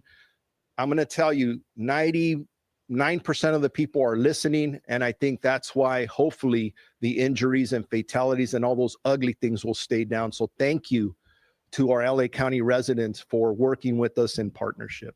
And now I'd like to introduce LADWP. All right, that was Sheriff Robert Luna. We Nope, have they're new not gonna video. get paid That tonight. picture Sorry, on your buddy. right is a new fire. This is the Hollywood Hills.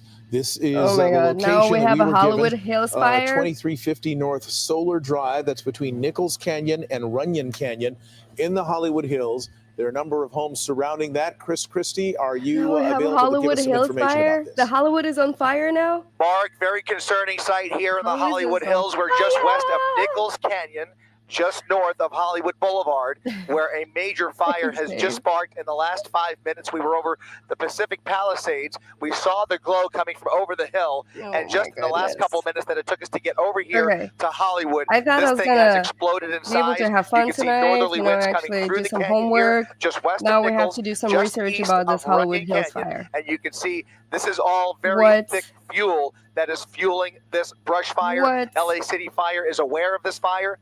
They have immediately called for the 20 closest trucks to respond out here. Yeah, this However, guy's pretty accessing awesome. this I do fire is like going to him. require more than trucks. They're going to have to get a quick reaction force over here as soon as possible, or more likely LA City Fire choppers over here as soon as possible, This depending on is what nuts. resources are available. What? But this thing is blowing up before our eyes. It is a Oh very my God! sizable And fire and that it's right is in the spreading valley rapidly. too. I'm going to Oh try my and get some God! more exact streets here. Okay, If I'm you gonna have to just bear with me 1 second, Lucas. Pan over to the right. So that's Runyon Canyon Road to the Runyon right Canyon there. And if Road. we pull out all the way, so we can just put this Runyon into Canyon a frame Road. of reference. It's just south of Mulholland Drive. And if we come all the way out, you can see due north of Bonita Avenue and Vista Street off of Hollywood Boulevard. So we're talking about 1.5 miles north of Hollywood Boulevard that is now on fire. It appears to be all brush at this point. Do not see the closest structure just yet. However, I think there's a house or a group of homes on the north side, on the other side of this fire, towards Mulholland. We can't see it through the smoke right now, but this appears to be majority brush that is fueling this right what's going on right now. Chris, I've hiked Runyon Canyon so Wow. many times. I know Mark surely has as well. And you mentioned the streets, Bonita and Vista. Those are all the streets that, I take to get to Runyon Canyon. I'm concerned there's a lot of homes there, a lot of apartments, and our fire resources are already stretched so thin. Are you seeing any evidence of any response yet? I know it is dark, and I know we're just starting to follow it. This just broke out, but it doesn't look like it, does it? I got to tell you, we saw this fire, I think, before LA City Fire got the call. They have been dispatched out here, and that's Fire 3, that helicopter flying right through the shot right there. That's Fire 3 that has just responded out here to get its first eyes on the fire. They're putting their eyes on this fire for the first time right now as we are doing so at the same time, trying to get a lay of the land here and trying to wrap their heads around this one because, as you mentioned, they have their resources are just stretched so thin. I think it goes without saying at this point, it is a dire situation in the city of Los Angeles right now. And to see a fire this size exploding the way it is, ripping through Nichols Canyon here, or at least adjacent to Nichols Canyon, is just the most ominous thing I can think of at this moment. But I fear that this thing is going to grow and head, at least if the way it's going with the terrain, I think it's going to head up towards Mulholland.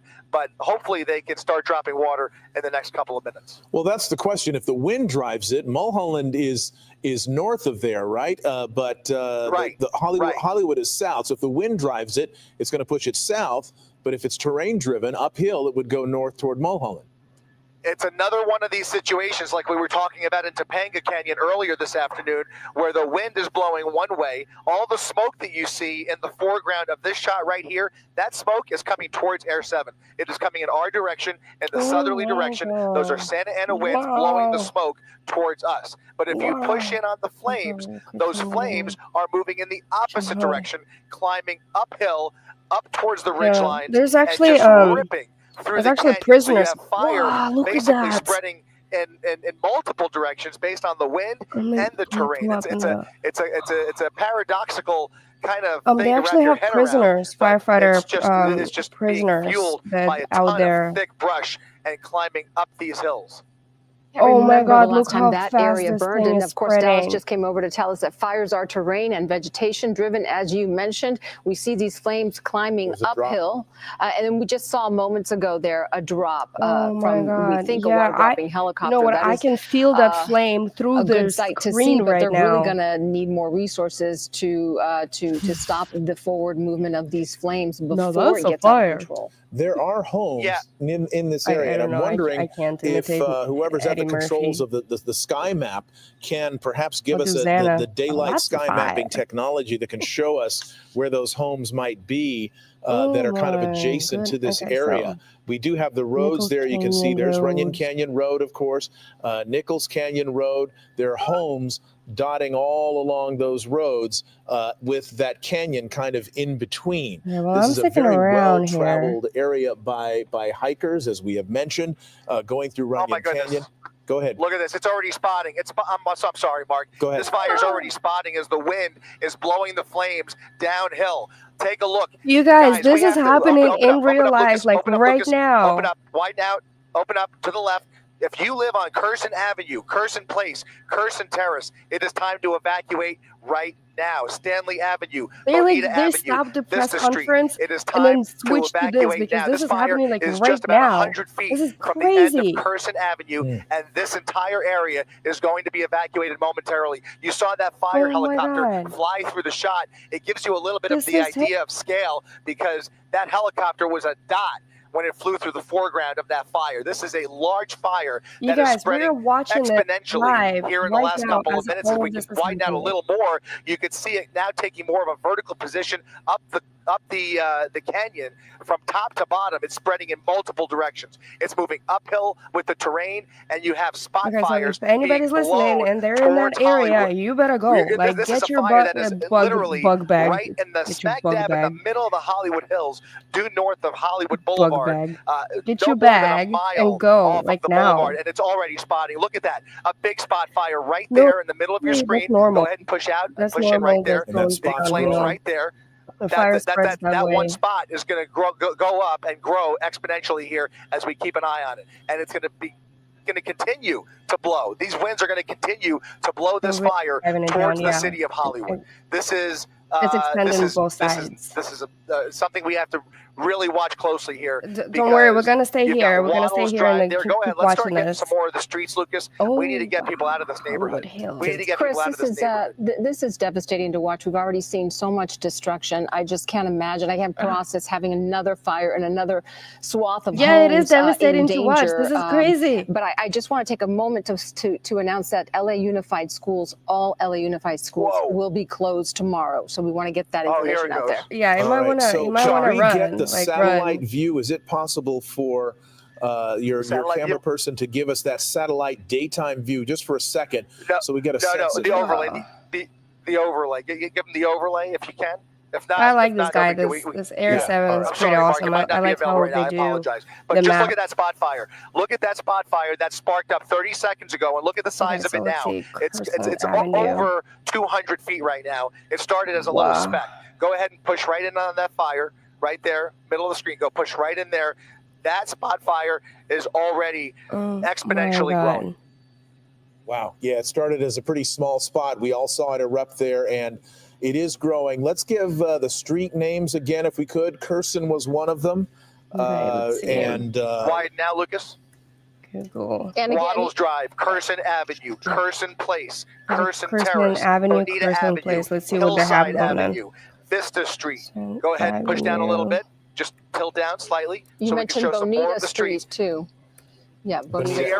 Sierra Bonita, Franklin Avenue, Gardner Street, which is where the fire department is responding right now. Almost certainly they'll have LAPD going door to door here to start evacuating this neighborhood. Stanley Avenue and Nichols Canyon Road. This whole section here between Vista Street and Nichols Canyon is under the gun right now. And so heavily populated, so many apartments and homes very close together. Those are like huge houses over there. This is We are Hollywood in the Hills. heart of Hollywood, guys. This thing is spotting and growing by the second. I can't emphasize it enough. Whoa, There is there's, like, no way to huge dramatize mansions this. over This is there. real and happening in real time, and it's happening fast, just in the last 10 minutes. Excuse myself so we can go ahead and start to strategize and move towards mitigating this additional major emergency in the city. Yes. Thank you. All right, that was Fire Chief Kristen Crowley, I think, excusing herself. It's what I believe is happening, so that she could address this fire that we're watching The here. reason she knows about it is because Chris Christie spotted the glow in the sky. He was over, right? You were over the Palisades so fire. I'm looking You at the saw glow houses. from this one, came over to investigate, and discovered the fire. Whoa. That's exactly right. It started as a speck in the distance. We weren't even sure. I couldn't even believe what I was looking at, to be quite honest. And as we got closer, it became very apparent because it was growing and flaring up right before our eyes. And it only took us a couple of minutes to get over here. And just in the last few minutes that we've been on the air, I can tell you it has at least quadrupled in size. And with these winds, even though they have died down, and we've been hearing that they were scheduled all right, we're gonna to come die back to down a this. little bit I'm after not 6 stopping p.m. this. I'm not stopping this live or anything. We're gonna come back to this really fast because I just wanted to show you what kind of houses. So the fire is located like right around this area right now, right? And then obviously it's all. Oh, let's see. So yeah, the fire. So this is Runyon Canyon Road, and what we're looking at, it's around here. The fire, but look at these houses. Yeah. So this mansion is in danger. All of these $20 million homes are in danger. Yeah. So Hollywood Hills, huh? So this is Runyon Canyon Park. And so all of these $20 million homes are in danger, and I'm sure these, because like once it reach its road, this Runyon Canyon right here, or this ridge trail, because it's going down and up as well. So if it jumps, it's gonna go downhill like really fast because of the winds. Obviously, this Runyon Canyon Road is a higher point. So if the fire jumps this road, it's going to go downhill and it's going to go far, really, really far. So all of this, like Lamar Road, Carmen Crest Road, Outpost Drive, all of this whole neighborhood needs to be like evacuated right now. Okay, anyways, so let's get back to the other stream. And there you all go. down here, Oh, that's Hollywood. I what literally we're just seeing essentially from your showed all of this. position. That's cool. Oh, I got to widen it out. I think I lost it. Hey, I did a is jump that, for him, you know. it is heading now or blowing in the direction of Hollywood. When you look due south of where those flames are, of course, that's Hollywood. Yeah. You're talking about This a lot is of apartments, hot. as we've been saying, if a the lot smoke of like residences, this, a lot of homes. this is hot. And they are all kind of in the path of this fire right now. The chief of the fire department, Kristen Crowley, having had to excuse herself from that press conference she was dealing with in order to deal with this new Hollywood fire. And we saw one drop, right? Are you seeing other resources? Okay, we're gonna that stay are arriving on live for scene? this one. We're definitely staying live for this one. I can tell you they are now attaching a number of units from all over the city, I as well appreciate as the that. San Fernando Valley and LA Oh, County I like how Fire they're doing is like a now little dispatching a layout. number of units to help out the city of LA. Crazy. Resources It's are going stretched down so to thin Hollywood. that they Hollywood's are gonna requiring all burn. hands on Hollywood's deck for this one. burning. Anybody available is going to be heading to this fire as it's continuing. Just in the last few seconds while you were talking there, Mark, look at this thing blowing up. It is blowing up and spotting ahead of itself as the wind is literally shoving it south. I mean, these winds are still coming through here at a decent clip. I don't have an exact reading on the wind speeds up here, but it is blowing flame and smoke directly over Hollywood. I can tell you in the next couple of minutes, Hollywood Boulevard is about to be enveloped by that smoke. Look at that plume of smoke being blown from north to south. Okay, and the I'm entire changing my section of live Hollywood that we're looking at here is about to be blanketed in thick smoke. name. All right, we're just getting word from Dallas that the wind right now is blowing at about 15 to 20 miles an hour with gusts at 28 miles an hour, which is enough certainly to send embers, you know. Yeah, and we're still obviously under the red flag conditions, which we have been talking about. Those are going to stay up for at least another 24 hours. The view on the left is from our LAX camera, and the view on the right, of course, is from Air 7. Chris Christie in Air 7, monitoring this fire that has broken out in the Hollywood Hills, just above Hollywood. It's in a canyon, a recreational area between Runyon Canyon Park and Nichols Canyon Road. And it is basically the Upper Wattles Crest Trail that kind of intersects this area. It is burning south toward Hollywood. It's burning both north toward Mulholland, driven by the terrain, and pushed by the wind south toward Hollywood. You're looking at the streets there. Sky Map is showing you the streets that are in the direct path of this fire. Curson Avenue, Curson Terrace, North Vista Street, Runyon Canyon Road, Hillside Avenue, and then down as you get into Hollywood, Franklin Avenue. Chris, what are you seeing in terms of, we saw that one helicopter from the LA, we believe it was LA City Fire, that actually made a drop earlier. What are you seeing in terms of other resources? Are you seeing police officers? Are you seeing vehicles leaving? Mark, I can tell you, I'm going to jump in here, Chris. I can tell you County Fire was asked to join this firefight. Yeah. They're sending mutual aid now. We understand fire 1, 3, and 4 are now over the fire. I don't know. I'm sorry, guys. Johanna, I've got to interrupt you. Go ahead, widen out, Lucas. You've got police on Runyon Canyon Road. Go ahead, tilt over to the left, and now a new spot fire. A new spot fire starting at the end of Vista Street right there. A small little speck right now. Let's see what it does. I do not know what kind of fuel is around that fire, but we can only assume the worst at this point. Look at that. That little fire right there is shooting up embers at the end of Vista Street with the winds blowing in the southerly direction. That spot fire is about 100 yards away from the initial fire. 100 yards south, 100 yards closer to this neighborhood. Now only about less than well under a mile from Hollywood Boulevard. So basically what we're seeing in real time right now is how a small fire can become a big fire. This is how all of these fires that we've been dealing with that are now thousands of acres in size and thousands of structures have burned. This is how they grow, driven by the winds, pushed along. The front line of the fire moves along with the wind, and then embers get pushed even farther. So literally, as we have watched now, 2 spots that have grown into their own larger areas of fire. And so we're seeing this spot that is moving it farther now past Curson Avenue. Chris, and you were watching this in real time along with all of us as we do see police responding to the area, trying to get people out. Go ahead. Sorry, go ahead, Chris.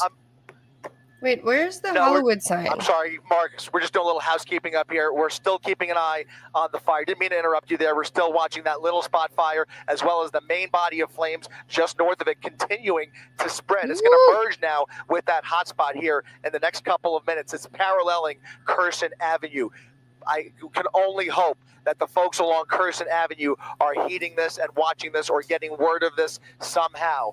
It's unfortunate because the sun has just gone down, and now this is going to become a nighttime operation for as long as this endures. But this has now spread.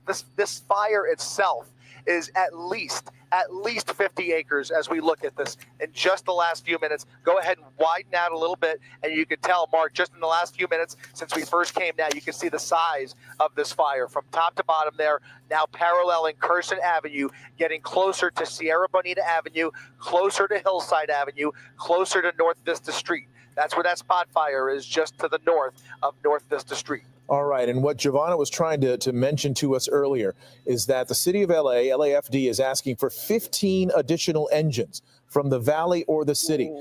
They are just arriving on scene now, and they're trying to get more resources in there as quickly as they can, because this is a nightmare scenario for the fire department, is that another canyon, a fire has erupted somehow in another canyon, and it's being driven by the winds. We're literally watching this live as it all unfolds. All right. It sure is. That wind is blowing the smoke and the flames in one direction. And all of the attention is going to be to we're the gonna south stay of this here. fire. We're staying here, and you can see it starting to teeter out a little bit. Here. The terrain, the wind is We're gonna keep overpowering this watching it. fire, and now it's those spot fires that are going to tell the rest of the story, blowing directly into Hollywood. This fire is now blowing directly through the Hollywood Hills and soon into the city of Hollywood. You can see the large amount of smoke here that is coming from this fire emanating from the Hollywood Hills just to the east of Nichols Canyon. Yeah, I don't even want to watch the presser anymore. West of Runyon Canyon Road there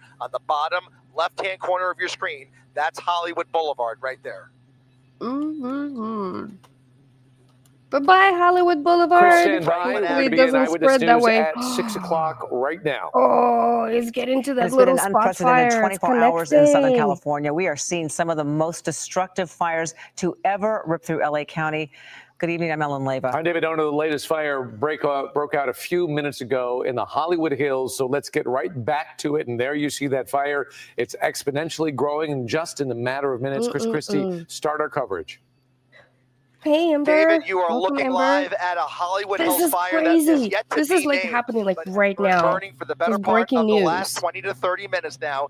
LA We're City Fire watching this just as it wrapping their hands unfolds. around Like this the one, fire crews are trying not to even get as there many yet. resources from across the city and from across the county into position. LA County, This is LA stressful County to Fire, watch. help me out here. I can see a whole. We're sticking to the guns here. We're gonna see this through. We're gonna see this speeding through. down Mulholland Drive, which is near the top of your screen, as the winds blow this large fire Pumping in upwards tons of of 50 fresh to 60 nitrogen, acres oxygen, directly carbon, towards yeah. Hollywood Boulevard. You're looking at several of the neighborhoods that extend into the hills here, just west of Runyon Canyon Road. We're talking about my goodness. Franklin, Vista Street, Curson Avenue, Waddles Drive, Curson Terrace. All of those streets must be evacuated as soon as possible, and we can only hope that LAPD is able to get in there as soon as possible before it's too late to start going door to door. It might already be This too late is because look at this crazy. fire as it's continuing Hey, to spread Texas girl. south. Just in the last, it's Yeah, literally like second by second. it's we just that spot fire breaking near the left, freaking news. near the Their left of the fire fire crews are not even is there yet. already growing by the Oh my God, minute this there, is right there. look how big That it's little getting. candle That started little as a little tiny spot spark fire. and is already ripping. It's going to merge with the main fire here as this whole fire extends and parallels This Curson is Hollywood Hills. It's The way the going wind down a blows through hill. those canyons, it's really a travesty so to watch this because it's just a matter of seconds as we've been watching. This fire has Runyon exploded Canyon. in Okay, size, so, and the topography of this mountain and the hill. So while I'm keeping this live. I'm keeping this live going, but I just wanted to show you where the fire is. So let's see. Runyon Canyon Park's right here, right? So the Hollywood is right here, right on the bottom of it. So Runyon Canyon. So the fire started around here somewhere, and it's going down a hill rapidly. And guess what's over here? frankly, Hollywood Boulevard is like right here, Franklin Avenue. So all of this is in danger. But it's not just that. Yeah, this is businesses, the businesses can recover. But the thing is, like, if the fire jumps over this hill, over this road right here, there are houses. All of these people need to like evacuate like right now. And so it's all of these people really need to start evacuating. And all of these $20 million mansion needs to be evacuated too. Yeah, but I'm sure they're just probably sitting empty anyways. Those rich people. But yeah, so seriously, like all of these people need to be evacuated. The fire is spreading so rapidly. Here, we're gonna go back into this tab to watch it. Happening between, I would say, Stanley Avenue and Runyon Canyon Road, how or many more miles? precisely Fuller Avenue. I wouldn't Let's even say between Stanley and I would Fuller, say like maybe this 1 whole mile. section needs to be evacuated. And LA City Fire is pouring No, I just everything at said this that. fire. But as much as they are trying to get into place, right now we have seen a total of one water drop, maybe 2 or 3 that we didn't catch, but very limited firefighting going on. It's going. Just now This right here is just now getting probably a mile, maybe even a little less than a mile. Now. It is ready, and we popped it up just a second ago, but let's explain it a little bit more. There it is on the left-hand side. That is a fire. You can see it burning. That is what Air 7 has been showing you, but it's burning down the hill, and look how enormous that community is. And we'll put this up on this is from the main touchscreen map as well eventually to show you the tremendous amount of property that we're talking about, all the homes and businesses. But Hollywood and Highland is there. If anybody has been through Hollywood and Highland, which is most of you, you know how congested and populous that area is. That's how close this fire is, and it's moving really quickly. So the concern is what's going to happen if this fire continues to burn down the hill and reach that very populated area of Hollywood. And this is exactly that. Philip is kind of showing us the direction of the fire and who is in danger. And there are a number of different neighborhoods, homes, and streets that could be in harm's way right now. Chris? Why is nobody else is covering this right now? It's continuing to spread south, but also there's a little bit of a flare-up now on the west side of the fire. You can push in right there, Lucas, and you can see a new head to this fire almost. So you get the southern head right there, over to the right. Bring all the people over here. Nobody else is screaming right now. Head to this fire as it creeps up this hillside. This is important. Which is just blanketed with very thick fuel and lots of trees just ripe for burning. Go ahead and widen out, and you're getting a better idea of just how close this is now to Curson. Curson Avenue was the closest street when we first arrived. Now Curson Avenue because there's is a lot of homeless on Highland. What I'd like to do, Johnny, if it's possible, can we get over to the west side to see how close it's getting over to these houses? I fear that there may already be houses that are within feet of the flames here, David. Chris, I have another map for you that we could pop up. We could even split screen it if you want inside the booth. But here's the touch screen, and this is what we're looking at. I'm going to expand out a little. This Waddles Garden Park, this is where the fire is right now. It is burning in this direction. If I expand out even further, this is Curson right here. And look at the homes that are along Curson. But let's say, hypothetically, if this fire continues to burn in this direction, which is where it's going, look at everything that's in its way from these big properties, but getting down to Curson, and then you start getting into this massive amount of a populated area. And for perspective, we talked to you about Hollywood and Highland. I'm going to move the map over. Right over here is, let me expand out a little bit more. There's Highland, and Hollywood Boulevard is right here. So the fire is here. It's burning in this direction, and all of this. Screw the press conference. If you guys want to watch the press conference, Sunset Boulevard, you can, Highland Avenue, you can watch it down. On other channels. They're covering it right now, but Chris, back to you. I'm sticking here. That's right. We're watching this live that's happening. In here trying to get actually, water you know on what? this fire. Speaking of that, I'm gonna take a look at what here, helicopters that and might have been everything just a recon flight. Not sure there you made are a drop or not. coming I up didn't see. Did you see, here. Lucas? I can't tell. But go ahead. Now that we're on the west side of this fire, you can see the distance between Curson Avenue and the closest flames here. So fortunately, the neighborhood along Curson has not yet been touched.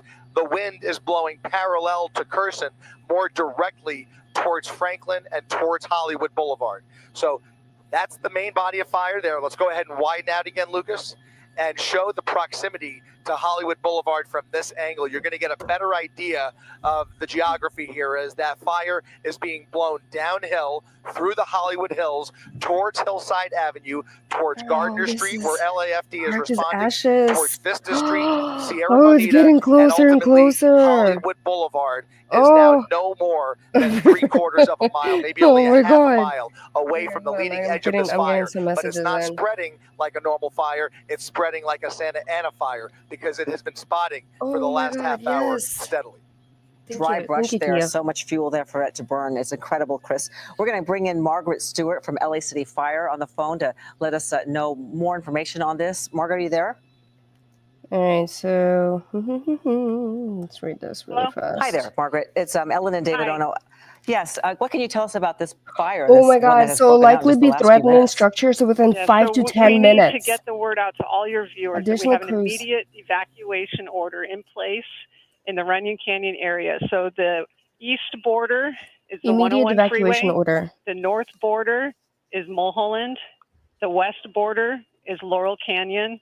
And the south border is Hollywood Boulevard. Can you say that one more time? I'm so sorry, but one more time. We're slowly writing it down. But yeah, thank you. Absolutely. And we are working on a map as we speak, and so we'll have that up shortly. So on the right, so the east side is the 101 freeway. Okay. To the north is Mulholland. Okay. To the west is Laurel Canyon. All right. And to the south is Hollywood Boulevard. Wow, and that is a lot of people in that vicinity. That is incredible. Iconic parts of the Los Angeles community that are now in danger. So that is the evacuation zone. We're going to start to isolate that. Immediate we'll make our own evacuation maps order, as Hollywood well. Hills. But east side to northwest. Resources and now. south. Obviously, this is of grave concern. We're watching this fire before our very eyes move very quickly. What are you putting on this fire to put it out? Oh my God. Yes. Bro, this is crazy.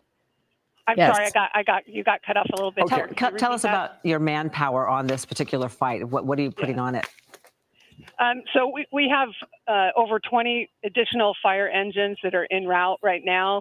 And so they have 20 scene, engines. I'm sorry, this is a very dynamic situation. We've got 27 fire companies assigned to this incident, and we have air resources that have redirected. As we mentioned, this is obviously an explosive fire that has just blown up in Runyon Canyon, and it's in a very dangerous place. So we really cannot emphasize enough. Our law enforcement partners are activating, and we need everyone within that box. I'll repeat it again. On the east side is the 101 freeway. To the north is Mulholland.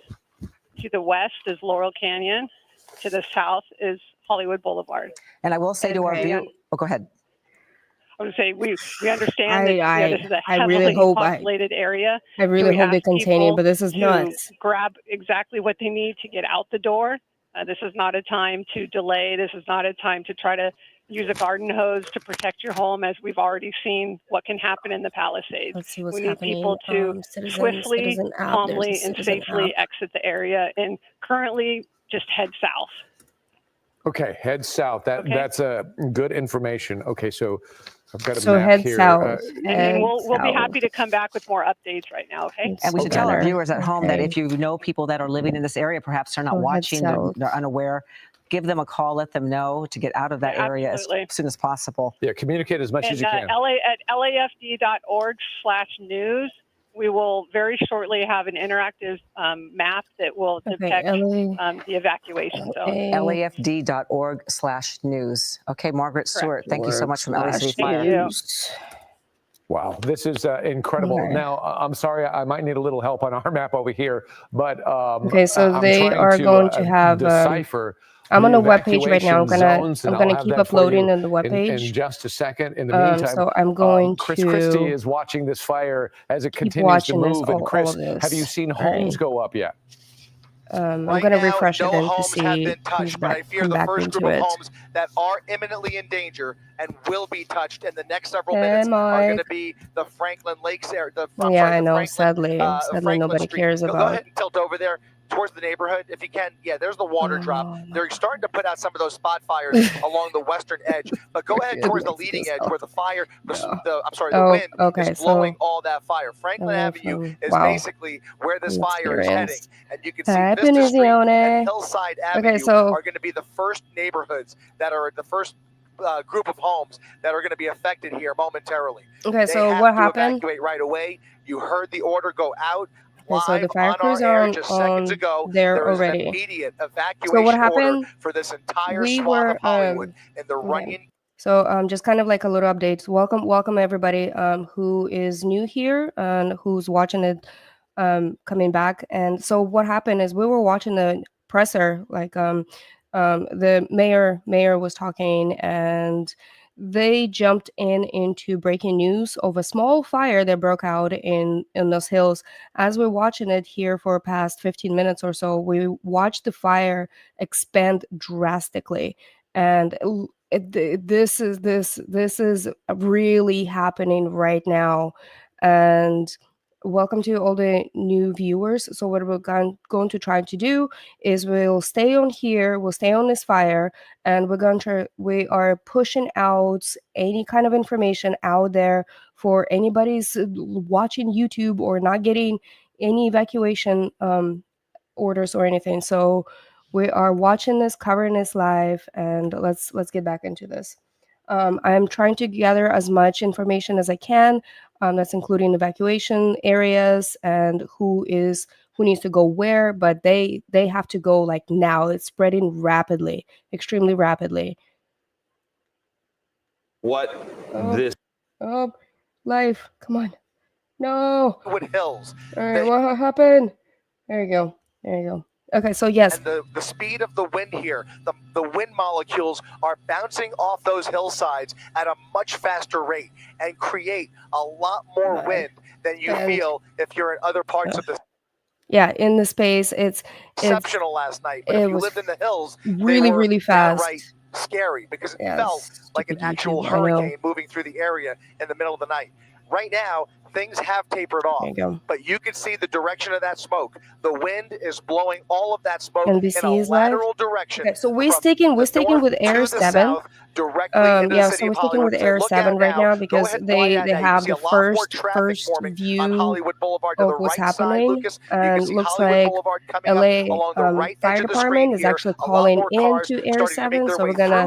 This is the raw news that you can get right now. Because they're stunned about what they see as they look up into the hillside here. Those roads need to be used by evacuees and fire crews to get into this neighborhood and start fighting this fire somehow, some way. Yeah, on the best of days, those streets are crowded and congested anyway, so it's a terrible problem here. David, you have that map? So many businesses No, they haven't. They haven't updated closed anything their yet. doors today because of the situation that's going on across the city. Even restaurants and commercial businesses that aren't even near the fire have taken the advice of city leaders and closed, or at least closed early today, to allow for the movement of emergency workers to get through the city and respond to these fires. And this is exactly why, because now you have a brand new fire start that could be as serious as anything else we have seen in the last 24 hours if it does not get under control. And we can only hope and cross our fingers and pray that they can get as many air resources on this as soon as possible and continue to drop water on this fire. They've already done it. You've seen a couple of water drops already. People will be it is refusing to fight leave. against Mother Nature because the winds are ferocious and they are blowing through This these is canyons. definitely a nail biter. Very, very tough situation. All right, Chris, we're going to split screen your shot with what we've been able to decipher on our touch screen right over here. So we're I want to give you literally an idea of the communities that are being affected and should be evacuated. We literally just started this from the very beginning, from a very, very beginning. So if anybody else want to jump in and then have me talk about it, cover it from like what actually happened from the very beginning. But please share this live, go forward and because that comes this is right happening along here. in real time. That is the south side of the evacuation zone. So everything above it is being evacuated. Let me expand out a little bit more, move it over a little bit more. Laurel Canyon, which is right here. This is Laurel Canyon. Yeah, this is so bad. That is the western edge of the evacuation zone. So anything on this side of the Laurel Canyon. And then if we get to the top, Mulholland Drive, which is right over here. So it's basically this area right here. So I know this is a little bit complicated, but let me just lay out a few of these communities that you have probably heard of before, like Mount Olympus, Hercules Drive, Achilles Drive, Willow Glen. Crazy. Yeah, and everything's then nuts. Nichols Canyon, Waddles Drive, and then all the way to Unfortunately. Hollywood Boulevard, just north of Hollywood Boulevard. Thank you. So this whole strip Thank you. of Keep sharing homes this right live. here. Look at all of these Because homes we're gonna stay that here. you're We're gonna talking stay about here, that should be and then evacuated. And if they haven't heard about the evacuation and knew somebody lives there, spread the news, get a hold spread of the them. word. You're talking about North Orange Grove. Nichols Canyon, you could see it is much more populous than the outer map would show. There's homes all along the way. Hercules Drive, Electra Drive, look at all of these homes up in the hills. In addition to that, look at all the fuel that's around all of these homes that could catch on fire quite easily. So these communities are in danger right now. The Hollywood Hills, classically the Hollywood Hills, but also leading down into Hollywood and Hollywood Boulevard. And it's if going this fire down. It's going continues to down go, south. Okay, here's so let's Hollywood see if Boulevard. there's any Let's say if it updates continues right to now. travel south with the pushing of the winds, then you're getting into Sunset Boulevard, Sunset Santa Monica Fire Boulevard, evacuation et cetera, map. et cetera. The Okay, so heart they have of Hollywood, the heart of Los Angeles right here West Hollywood, is now in harm's Beverly way. Hills. That's why we're watching this closely. Chris, I'm going to throw it back to you. Okay. Actually, David, we're going to toss it over to Dallas Rains, meteorologist Dallas Rains, tracking So they these have it winds. updated map. Dallas, what can you tell us about these particular winds in Come on, what's happening? this area? Okay. West Hollywood. As Chris was mentioning, remember. Okay. So they have. What is happening? Come on. That, yes, we're not in those howling, powerful winds that we had yesterday, but it's still a red flag warning for Southern California. And the winds that are blowing through the canyons here in Hollywood Hills are at about 25, 30 miles per hour. Occasionally you'll get a gust, and they're still from the north. And what is happening?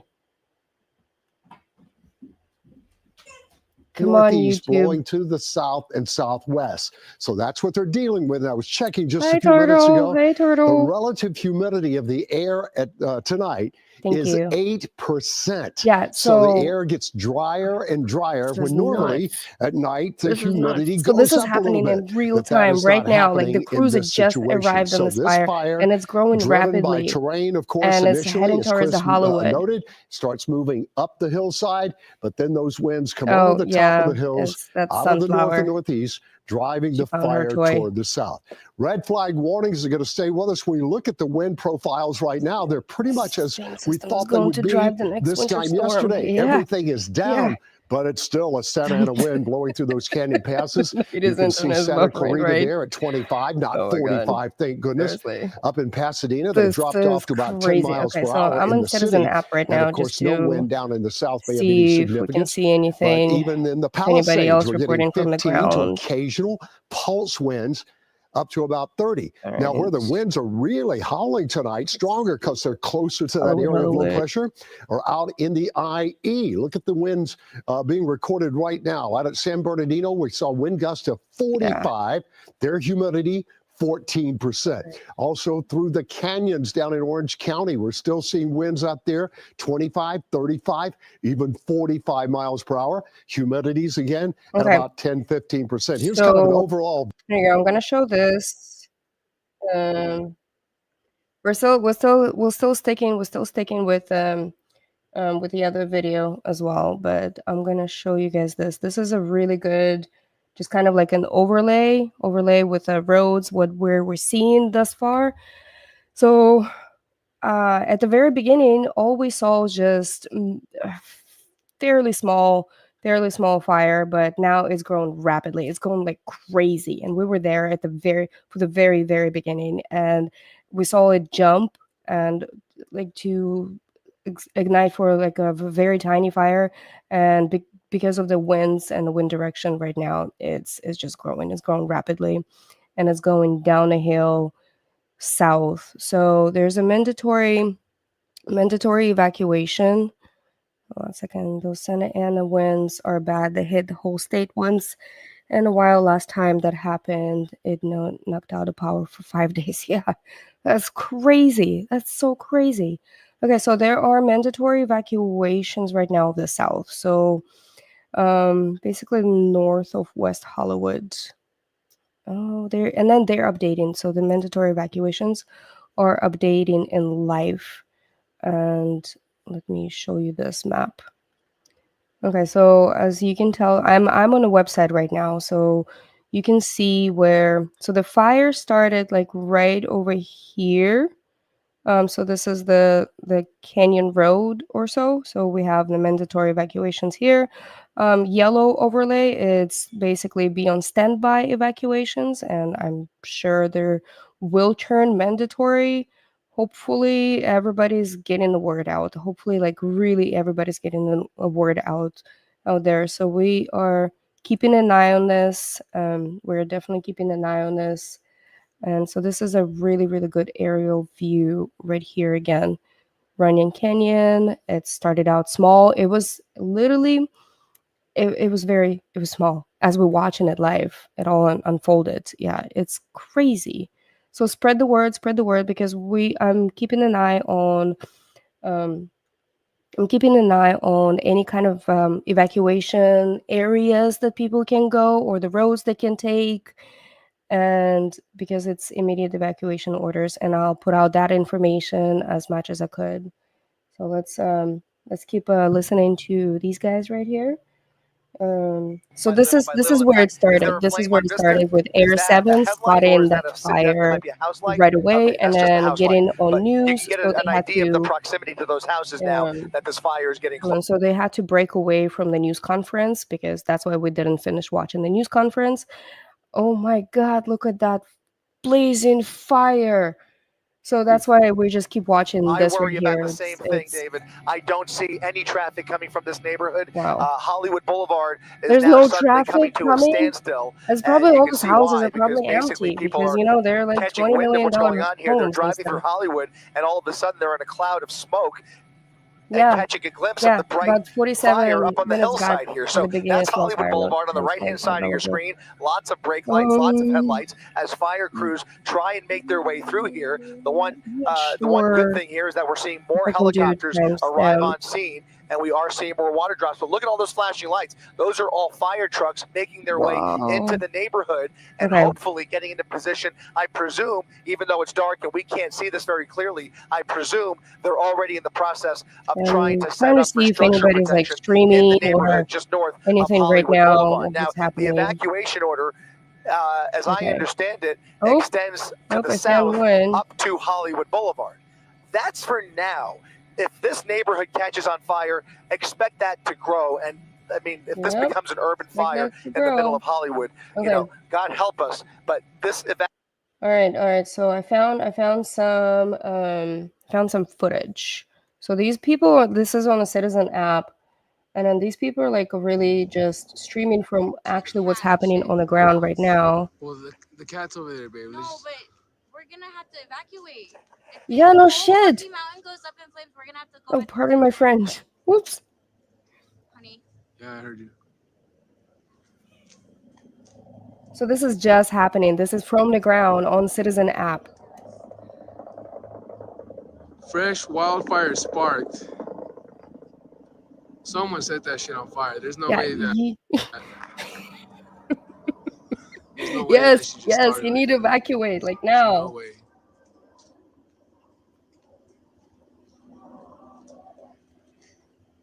Somebody's yelling something.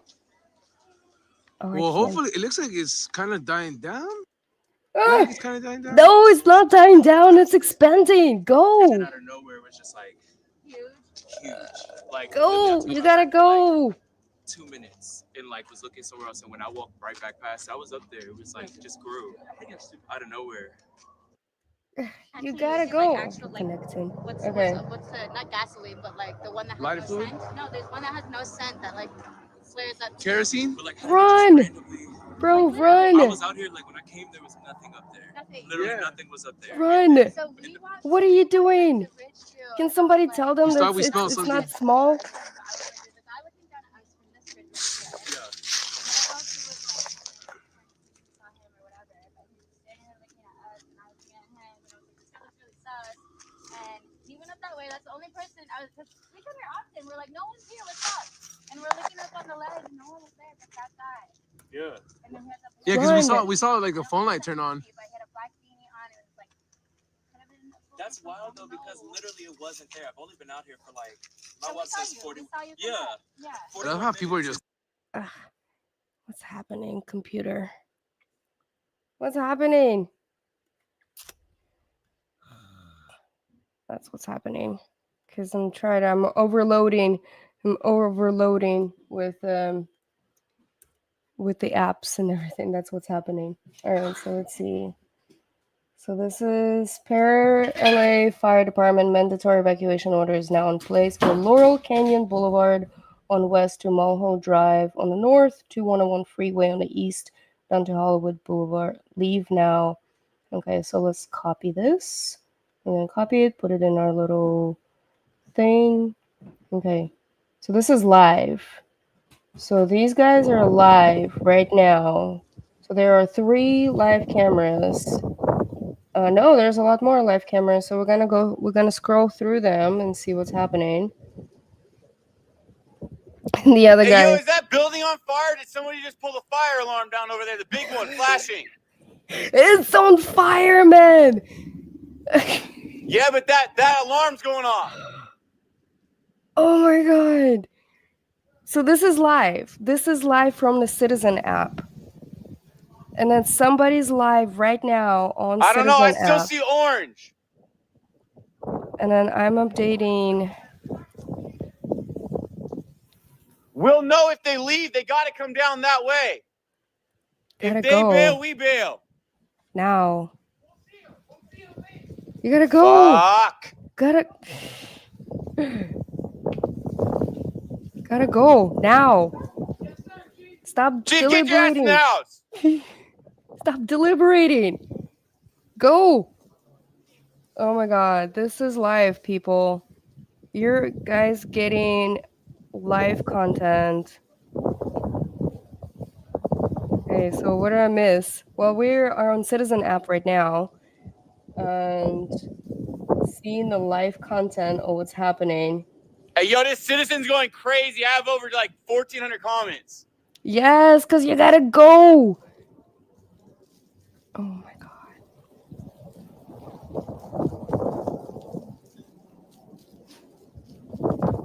Okay. All right, let's see what, oh my god. Okay, so let's see what other live cameras are. So all of these are live. Okay, we're connecting. Come on. Whoa. Okay, so this is somebody's watching it from afar. We're gonna come back to the other guy because they're not leaving. So this right here.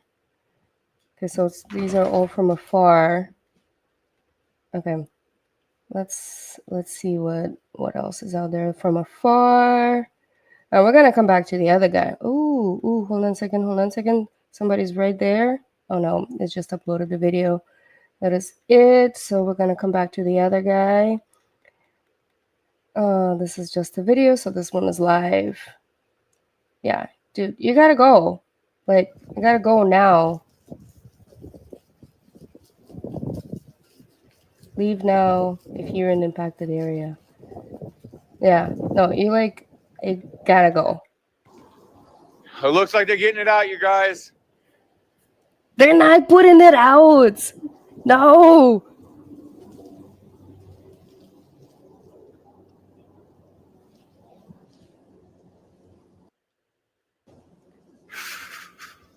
Wow. Just wow.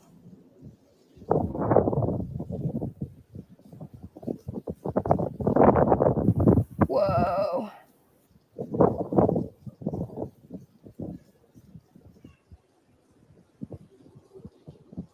Okay, so that's why it's getting like a little slow. I have too many apps open and everything.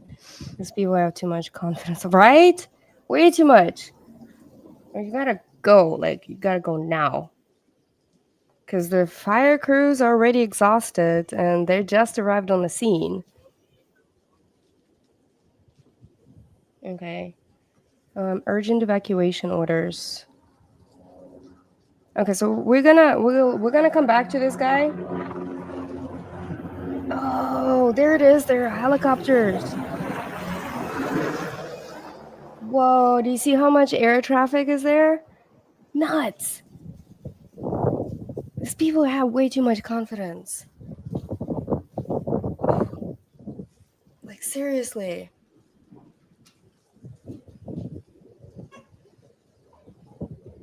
Hey, yo, is that building on fire? Did somebody just pull the fire alarm down over there? The big one flashing. Is the building on fire or not? Oh. Yeah, but that alarm's going off.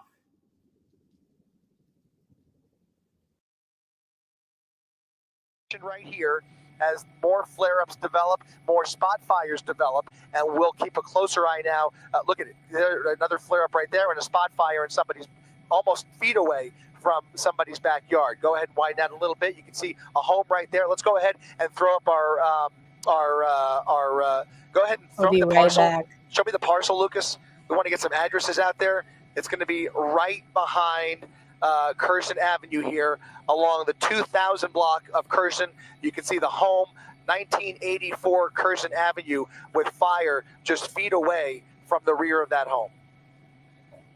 Okay, so I've been able to isolate Curson Avenue here on our touchscreen as well. You can see where the fire is burning in this canyon here. This is Curson. This is the street that Chris is talking about. And you can see all the sizable homes that are along Curson Avenue as the fire continues to creep towards these homes right here. These are the ones in imminent danger right now. But as that fire rolls in different directions, of course, there are other communities in danger as well. As you can see, highly populated. The further the fire goes down the canyon, the more homes that are going to be in trouble. Chris, I'm going to throw it back to you as you watch this fires progress. Yeah, we're going to continue to kind of wrap ourselves around this, watching it spot not only to the south now, but also spotting a little bit over towards the west. So we're going to keep an eye on Curson Avenue, but I think the focus here still remains on Hillside Avenue, Vista Street, and Franklin Avenue right there. That neighborhood on the right is now under threat by that fire on the left because the wind is blowing directly towards Franklin Avenue, right along Vista Street. Thankfully, up until now, we have not seen any structures on fire. And even if it is imminent, at least they have the luxury of getting more water on it sooner rather than later. And hopefully, hopefully do something to impede the forward progress of this fire. But it is continuing to grow, Okay, so let's see. If all these people in air bring a bucket of water.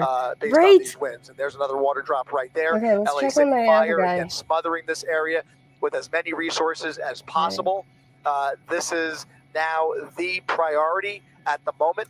Of course, they can multitask and they can address multiple emergencies at the same time. Okay, so the guy stopped live it is streaming. a good time to pray for our city. Yeah. An incredible chain of events that have occurred because we do want to eventually get back to the other fires. So the other guy stopped streaming. We'll see. We'll see if we can. And dire situation over there as well. But this is some other information, like somebody who's live on the ground, actually. And a fire that is on the move very, very quickly. A brand new fire, and they're trying to get as many resources resources on that as they're possible. focusing efforts on the west flank would be prone during these kind of storm events. But again, this area is so highly populated. I'm curious to see when we're going to start seeing that mass exodus trying to get down Laurel Canyon or in the Cahuenga neighborhood area where they have to get down, because there's really only two arteries outside of this area. They're going to have to go Laurel Canyon or they're going to have to go down to get to Cahuenga. But again, this is one of those areas that there are so many the other guy stopped streaming because he's like, oh, shoots, I got to go. None of these homeowners want to see. But again, at least it's right now in the brush. And we do know that LA County Fire, they've also been asked to join in this firefight. But again, you can see this. Thank goodness the winds seem like they're slightly calmed down compared to what we were seeing hours earlier. Let's see. Yeah, hopefully they put a phone away and actually evacuated. Horizontal, laying but flat we'll keep and an eye just on really these blowing through this area. Right but Chris Christie, you're overhead as well. I'm not sure. Again, I know you noticed earlier to see I'm if we still saw looking a for lot somebody of who's like actually live on cars the making ground their as way well. through this area. I'm just curious because we know how heavily populated this area is. I don't see a huge amount of traffic, or maybe we're just so high up. Well, go ahead. We could actually show you Hollywood Boulevard. We're keeping an eye on the traffic, and in the time that we've been here, we've watched things come I to like a practical the standstill. layout. I like Partially the due to the layout fact that that they LA have. City Fire has so many trucks now blocking Hollywood Boulevard, so it's really difficult, if not impossible, to get through here. And if they don't already, I would imagine there's somebody down there directing traffic. But essentially, the yellow tape is going to start going up and If you guys prevent see if access to the anybody else neighborhood. is I live, encountered that last night when I was live right driving now, up to the Hearst Fire in from the Silmar. ground, send But it, right now, in it looks like Discord, you see some so that way traffic we now. can That's a good sign right pull it there. up. Those are folks along Camino Palmero Street that are now fleeing the neighborhood. Those are evacuees coming down Camino Palmero Street from left to right there towards Hollywood Boulevard. Those are all folks. That street dead ends. Hold on a second. There's this video. So there's this video right here. Let me get the other one. Okay, so there's this video. Let's watch this one. Wait, let me see. Are they evacuating? Oh So my this, god, look at how fucking. Oh my god. pardon the French. French will. I'm sure there's a live stream, and French will be Oh, coming yeah, out dude, there. that So whole hillside is gonna catch. I mean, luckily I was at the top of the hill, and luckily the wind was going towards the. are they like on a hiking We trail? were right here, and I thought I saw Are they? maybe the wind is They're blowing. Maybe the connecting. wind is Are they shifting. like on a hiking trail or something? And then when we got down here, we saw the freaking like the smoke. I was like,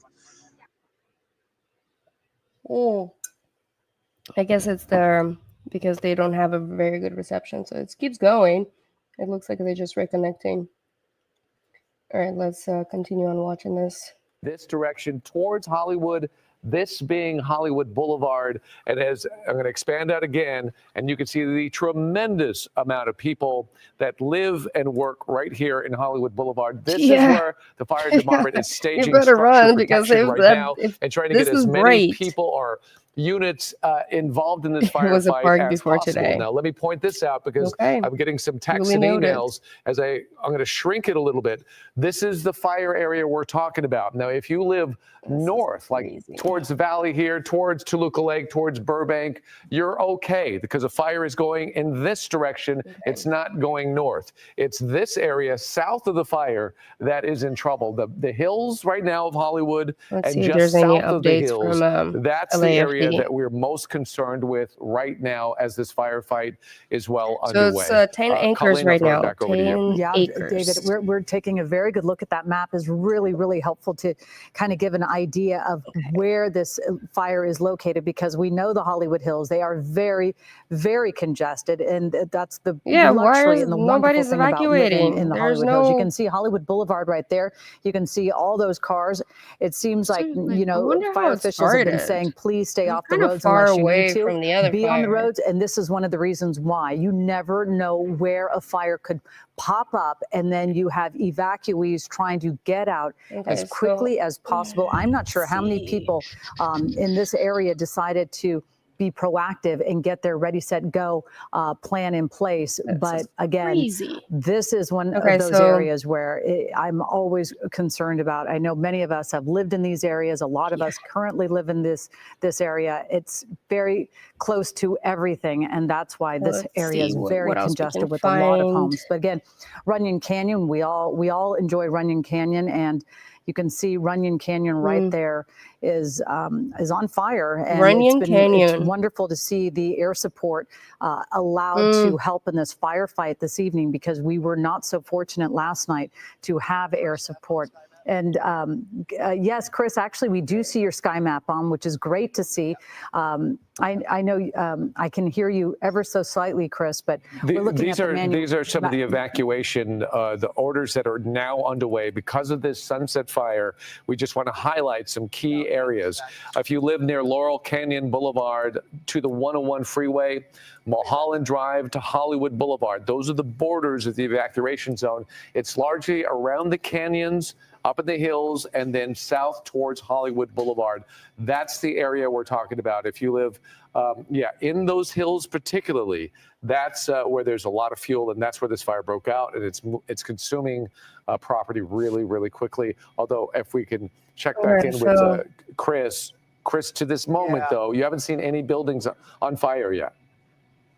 No buildings that we have observed, but there are now 2 major flare-ups. There's one in the foreground here, right there in the center of your screen. And if you tilt up just a little bit, Lucas, you can see on the other side of the ridgeline, there's another flare-up on the backside, on the other side of that ridgeline. Those tall flames are what really create the most danger, because that is creating embers that are already flying at a higher altitude than lower shrubbery and things like that. So you have really tall flames starting to flare up as the fire encounters some thicker brush. Hopefully these people have some degree of brush clearance, but in these winds it really doesn't matter. I can only say that, again, thankfully, if this was 24 hours ago, we would already be in trouble. Now they have a little bit more time to prepare to get out, and the fire department has a little bit more time to try and get in front of it. But it is a wait-and-see game at this hour. Yeah, absolutely. Chris, we are going to be talking on the phone with Phil Mercado. Phil, we understand you are being evacuated right now. Where do you live in this area that is in the evacuation zone? We are just off of Curson Avenue, north of Hollywood Boulevard. How did you find out about this and how quickly did you have to react? Well, the crazy thing is my husband and I have 3 kids, and I was out with 2 of them, and we were on our way home, and a friend over in Nichols Canyon called us and asked if we got the warning to evacuate because she saw a fire on the hill across. And so I called my husband and our son, they heard some helicopters, but they thought it was LA. They didn't think anything of it. And I told them that they had to evacuate. I feel so bad. Were you at all, right now, when you saw the Santa Ana wind event about to happen over the last few days of monitoring it, did you at all put together a ready, set, go plan or have any bag or anything? Or is this one of those things where, many of us live in this community and then you kind of just hope that nothing happens? It was a little bit of both. We just knew that we needed, laptops and phones and some personal stuff that we kind of had at the ready, and we backed all of our cars in case we had. Okay, so check this out. So Dawn Marie is streaming right now. It's a very important stuff. I actually just now jumped into her chat to say hi, to provide some support and actually like her live stream and stuff. So I highly recommend go jump into her live stream, say hi, and come back right here so we can keep an update of what's going on at the Runyon Canyon. And the Hollywood is burning down. Well, hopefully not. Hopefully. Oh, this is Chinook. Oh my God. Yeah, this is us. Oh, so cool. Oh my God, this is so cool how they spread water. This is amazing. Wow. Hi, I'm Zanime, your friendly neighborhood emergency manager, covering the brand new Hollywood Hills fire today. All right, so let's get back to it. But yeah, I highly recommend to go jump into her chat really fast and then come back over here so we can continue on watching.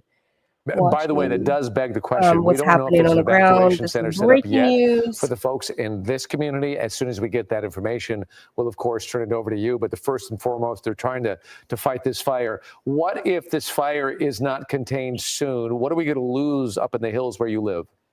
Well, sadly, it's fairly concentrated, and we are perched down here at Ogden and Sunset right now, so we actually have a pretty good view, and you can see the planes dropping the water, and it seems to mitigate it for a little while, and then all of a sudden you'll see some other areas that spark up again. So sadly, our street, which is right off of North Curson, They were dropping water on our neighbor's house, so I'm sure our house is affected by this.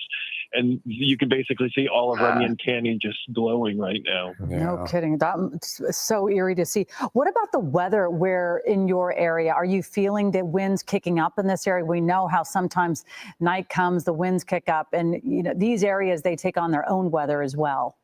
It seems like the winds really did pick up. I mean, this afternoon, things seemed to calm down, and then the moment the sun was starting to set, it seemed like the wind started picking up, and it's pretty windy right now and chilly. And how are your kids responding right now? Being they're resilient teens, and they are all surviving because they have their devices, and they're checking in with all of their friends that are asking if we're okay, and so they seem to be doing okay. And we keep telling them that as long as we're all okay, it's just stuff. So we're as long as we have each other, we're all good. Oh, Hey, your man, college roommate. one last question for you. Did you live in that? Have you lived in that home very long?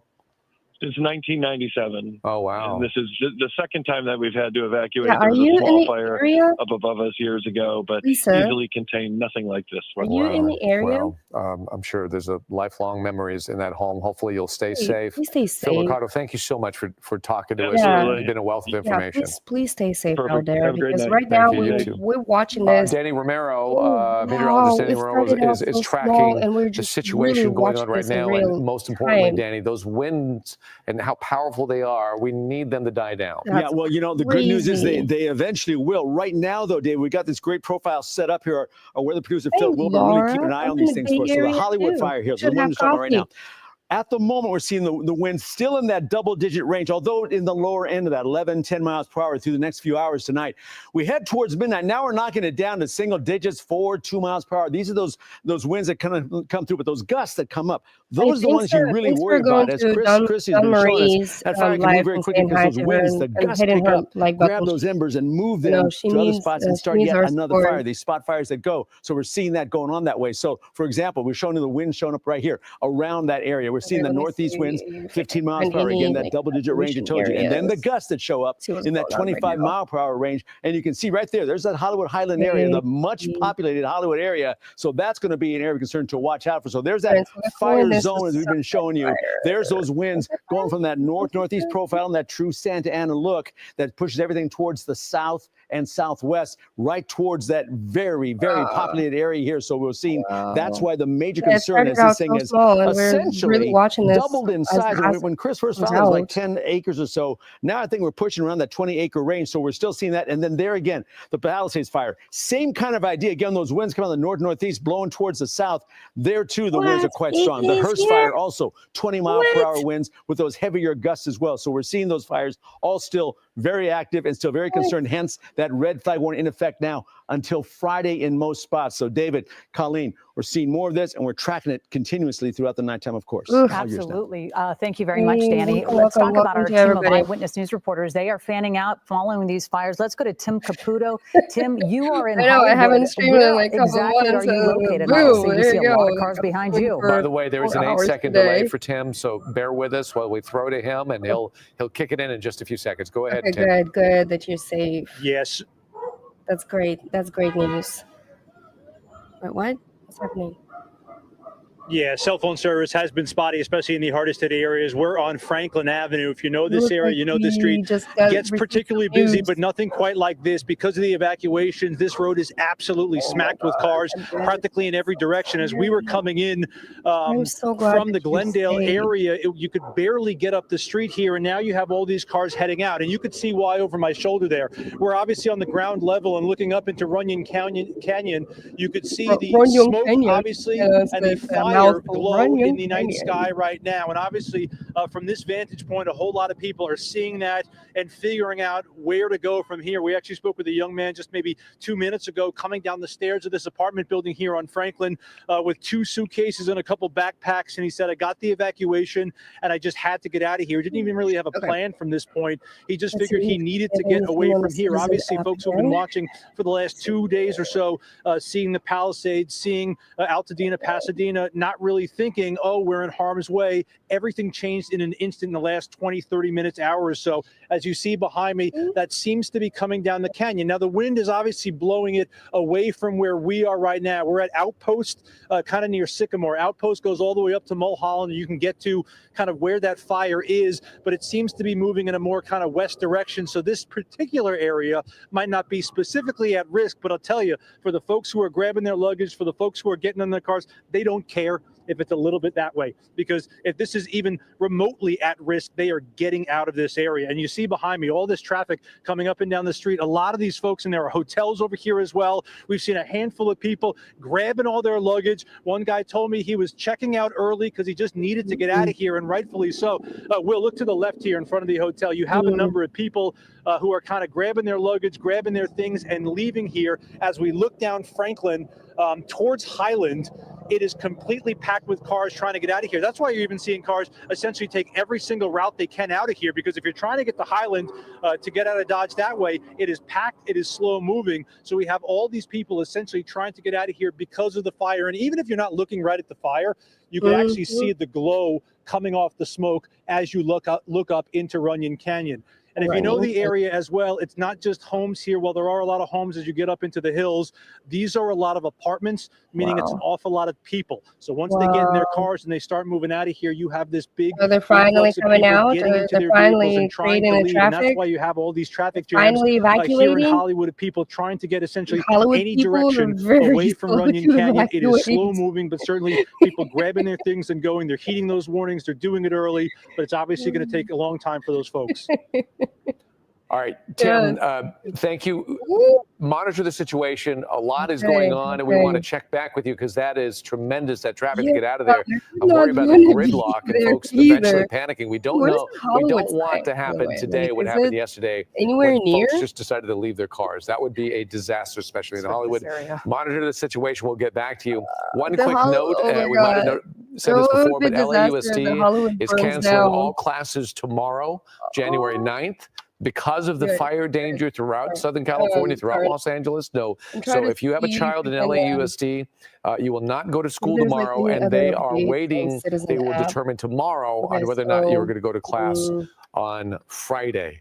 In the meantime, we do have a phone interview for you. Okay, so check this out. So we have some brand new updates from the ground. So police advise they're actively evacuating residents. Firefighters advise they're focusing efforts on the west flank of the fire, working from south to north towards the origin. And then LA Fire Department mandatory evacuation orders now in place. And Laurel Canyon, Mulholland, 101 Freeway, Hollywood Boulevard, leave now. So obviously you can see a little ticker underneath where the evacuation orders, the urgent evacuation orders are in. Okay, so additional department transportation units requested to assist with traffic control, allowing police to focus on evacuations. Firefighters are coordinating with park rangers to strategize structured defense as assess from the top of Runyon is proven challenging. Okay, radio clips are available. Ooh, oh my God. So if we can find a radio so we can listen to what's happening on the ground, to if we can find the radio clips, so that way we can yes let's do that. Let's listen to this. So I'm gonna start looking for the radio. This afternoon, and we find out later on that we had a new fire popping by. Oh, so no way. It's definitely unfortunate, Okay, so but stuff was it on the was ground. definitely unfortunate that the castle was already closed. I'm amazed that you guys already closed it. So you have people there right now trying to put some water on the castle. What's the status of that situation right now from people who you know who are at the castle? So we had a few security officers and a director of facility that is on site right now. I know it's trying to give a few directions to the security guards and make sure that we get enough moisture on the roof, but also on the greenery around the castle. Obviously, with the evacuation process, we don't want to stay too long, and I'm going to be asking the staff to move very soon, but we wanted to make sure that at least we try to do something. save the castle if the fire goes this way. Yeah, absolutely. And David Ono, you have the Magic Castle right there on that touchscreen to give people an idea of exactly where this iconic LA landmark is. Yeah, if we have 2 seconds, I did isolate the Magic Castle. It is right here on Franklin Boulevard. And well, let's first go to Chris Christie. Oh, here we go. So here's the Magic Castle right here, Franklin Boulevard. This is what he's talking about. And if I expand out a little bit, then you can see this is right in the center of the evacuation zone. Here's where the fire is right over here. Okay, so as he said, it's very, very close. This is the spot of Magic Castle. This is where the fire is burning down the canyon right now. So yeah, very much this iconic landmark is in danger right now. And let's go over to Chris Christie, who is continuing to watch the progress of this fire. Chris? Yeah, you're a firefighter. Yeah, David, we're just, I'm sorry, we're doing a couple things at once here. You got a whole bunch of fire trucks now making their way up Curson Avenue, a welcome sight for the residents who live in this neighborhood. Hopefully they have evacuated or were not home, but now these firefighters can start protecting those structures if this fire continues to spread to the west. In the meantime, we're more focused at the moment to the south as the fire, the leading edge of this fire, is continuing to create spot fires, albeit not at the same pace as it was about an hour ago. So I'm trying to find, the forward progress some is radio slowing. traffic It has on not the stopped. ground. There are new fires starting as we speak. In fact, that patch of trees right there near the bottom of your screen, that's a brand new fire, and it is even closer to Vista Street and closer to Franklin Avenue. However, if you look at this shot, the winds have slowed down ever so slightly. You can see the smoke blowing, but not exactly at the same clip as a little bit earlier. And maybe that is helping out the situation quite a bit. But in the meantime, it is still spotting, it is still blowing. They are still dropping water on this fire, trying to cut it off at the pass, essentially. But this entire neighborhood still should be leaving right now.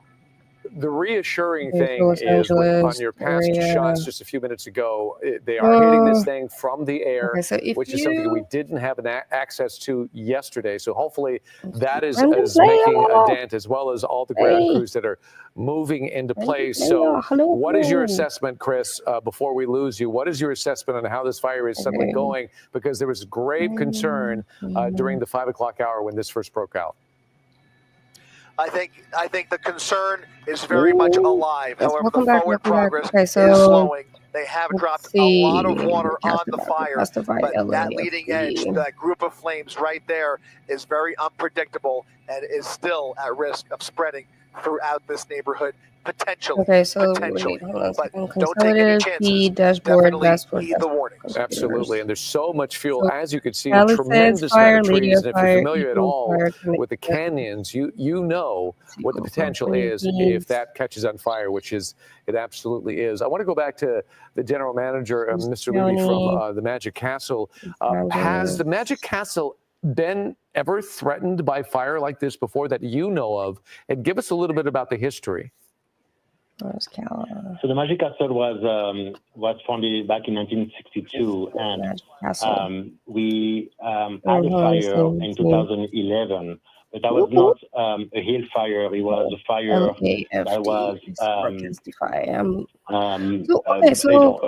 what is accidents, roof accidents, and some of the building burned down, but we were able to save a lot of the art thanks to the firefighter at the time. They were able to secure a lot of the artwork and the pieces, valuable pieces that Magic Castle is famous for. But we never had any kind of other fires such as this one. This one is really scary. Yeah, it's frightening. We get it, and so many other people are under duress as well. Thank you for heeding the warning, letting us know that you're taking this seriously. Any final words before we let you go as this fire approaches the whole Hollywood area? Just stay safe. Don't try to be a hero. Really try to evacuate when the city asks you to evacuate. It is very serious stuff. So please I'm be looking safe. Your for family needs a to be safe good as well. broadcast. Absolutely. Mr. Levy, thank you so This much for is calling us. I was just there at the fire. Magic Castle about 3 months ago with the great. family. It is a great time. And you've been there as well. They're calling. You've enjoyed yourself there. Thank you so much. The best of luck to you. We'll check back with you. I appreciate it. Thank you so much. Bye-bye. All right. Well, now we're going to go back to Tim Caputo. Tim, you're pretty close to the Magic Castle. You're on Hollywood Boulevard. Are you on Franklin? And he has an 8-second delay as a reminder. So, Tim, take it away.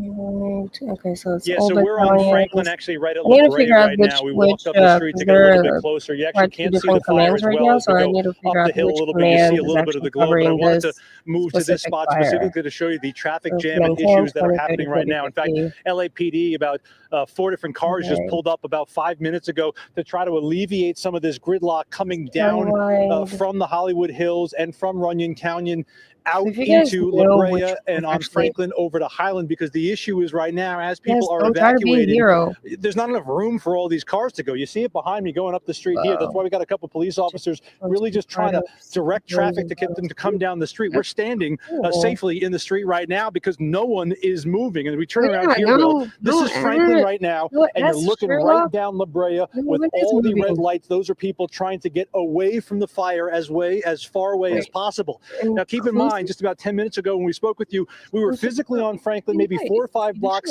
that direction towards Highland. That was jam-packed going that direction as well. Folks are trying to get out really any way they can because of the evacuation. We see over and over again. Check out behind me, guys with backpacks, with duffel bags, with suitcases. They're trying to get out of town. Some people, whether they're leaving hotels or leaving apartment buildings, are trying to leave.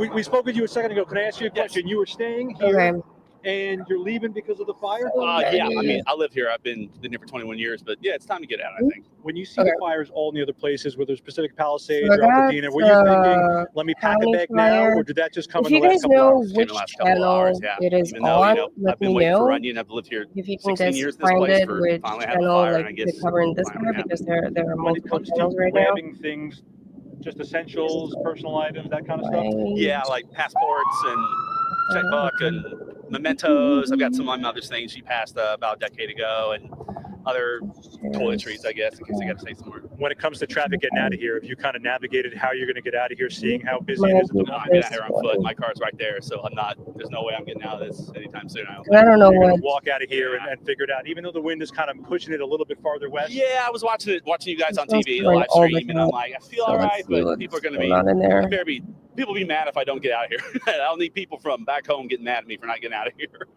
That's the smart move. Right, I appreciate it. Thank you for your time. Interesting point too, because some of the folks we spoke to out here said, yeah, the wind isn't pushing the smoke in this direction. We were in Altadena most of the afternoon, and it's obviously been really smoky. Here, it's not that bad. You do notice a breeze out here. That's one thing I did notice right when we got out of the car here, is there is a pretty steady breeze. It's not windy, but it's certainly breezy, adding fuel to those flames. And that's why I think a lot of these folks, especially after the images we've seen over the last 24, 36 hours, people here are realizing it's not worth it to sit around or to hang around a little bit extra to maybe make it if the fire goes in the other direction. So that's why we're seeing this. But as you guys mentioned, we're looking down La Brea.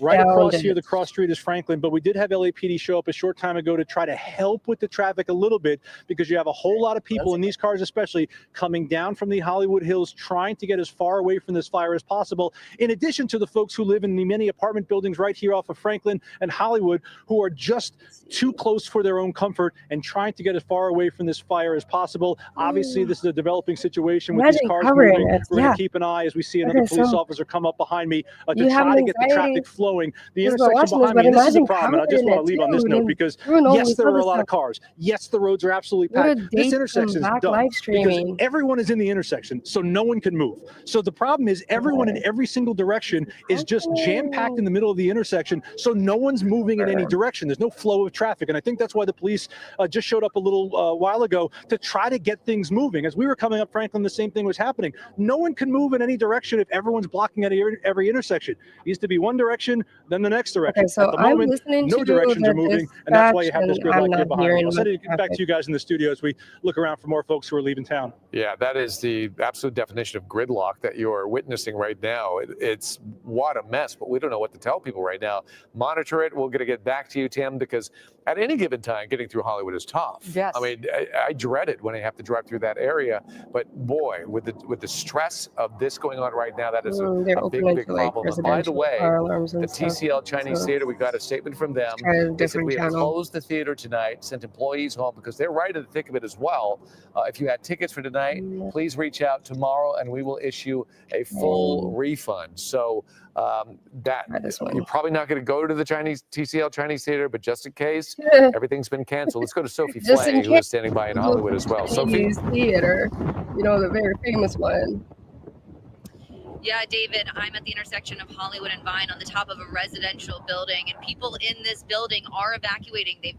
As I was coming up to the roof to kind of get a better look, people were saying they had their bags in their hand. They had their pets on leashes in their hand, and they were getting ready to go. I want to show you a better look at what it looks like behind me here. Again, towards Runyon, you can see.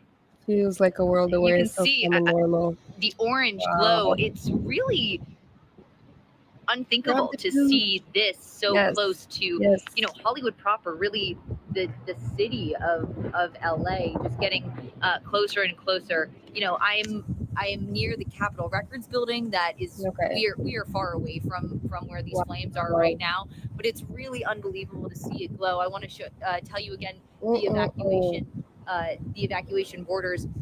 The boundaries are to the west of Laurel Canyon Boulevard, to the north of Mulholland Drive, to the east of the 101 freeway, to the south of Hollywood Boulevard. And coming from Glendale, from our station in Glendale, over to this area of Hollywood, the 101 freeway was jam-packed. People are following these evacuation orders and warnings, and they're getting out of there. They're packing bags and they're I'm trying to... Sophie, I can hear. I know that you're on an iPhone, I believe, but you can hear the winds right where you are. Like I'm on it how does the right weather now. feel? I know last night you were right there on the front lines of Eden Fire, where it was really powerful last night. Right now, how is it feeling where you are now? On a Monaco feed. Nice. So, but the other thing is, like, I'm trying to figure out, like, how on the StreamYard I can. Tim was saying earlier that it was kind of a light breeze. Up here, it is really windy. Again, it's good to see that these helicopters are out here now, hopefully getting over there to assist with this firefight. But the wind is strong up here, and there's about 12 floors in this building. It's very strong. That's one of the things that really screams at us right now is you're standing at a little bit of an elevation, but think about being up in the hills. Those winds are howling right now, and that's part of the problem. Sophie, you're doing a great job out there. Thanks for that. We're going to check back with you. We do have a Jacob on the phone with us. He is at evacuation from the Sunset Fire. And Jacob, can you hear us? I can hear you. Great. What was your experience like when you were told to evacuate, and what did you see? Jacob, on the phone right now. I was keeping an eye on the news all day, so the moment that Hollywood was mentioned, I just ran and started hacking. So I was able to get me and my cat and my partner I've been kind of like listening on the side. It's pretty minimal right now. But yeah, they're probably keeping it on. That was on very local smart channels. thinking. So where do you live in the area? You don't have to actually say your exact address, but don't dox yourself, where dude. in the evacuation zone do you live? I'm just outside, so by like Franklin and Western. So yeah, just a little east of the 101, but close enough to where it would become gridlock if I wait too long. I was going to say, did you experience the gridlock that's happening right now? Oh yeah. How did you get through it, and what did you think when you ran into the massive amount of people trying to get out? Yeah, I mean, the way that we were heading, I headed basically as far east or southeast that I could go, and then hopped onto the 5. So most people weren't heading that way en masse. It was, I guess, just felt a little heavier traffic than usual, but there were already roads closing down. I saw that they were like dealing with power lines and everything. So it seemed like I was getting out right before stuff really started to go intense.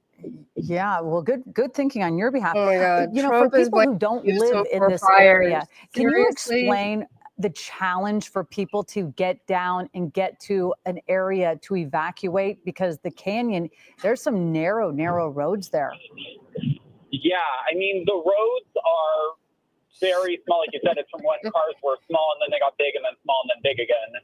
And basically a neighborhood with almost exclusively apartment buildings of various sizes. So it's small roads and very, very densely populated. And it's also, you know, a like major tourist spot and just major spot in Los Angeles in general. So it's already hard enough to move around as is. Did you have a sense that this would be happening to you during this wind event for How's the last couple of days? Yamashiro? Who's I mean, Yamashiro? I'm generally pretty anxious, so it was always in the back of my mind. But to be honest, kind of no. Okay, so if you guys are new here, this is a brand new fire that just started in Hollywood, and it's moving down south. And then fire crews arrived not long ago, so about like I would say about an hour ago. We really just started watching it as it's all breaking out. How long do you think, you know, are you preparing? Are you going to a friend's? Are you getting a hotel? West What Division does this hot. night Okay, look like so for let's you? see. I'm really lucky. My family lives in Long Beach, so me and my partner are just driving our way down there right West now. Division. You're very lucky to have family in town. That's a great situation. Will you be careful? I'm glad you and your partner and your animals made it out safely. And thank you so much for taking the time to talk to us on the phone right now.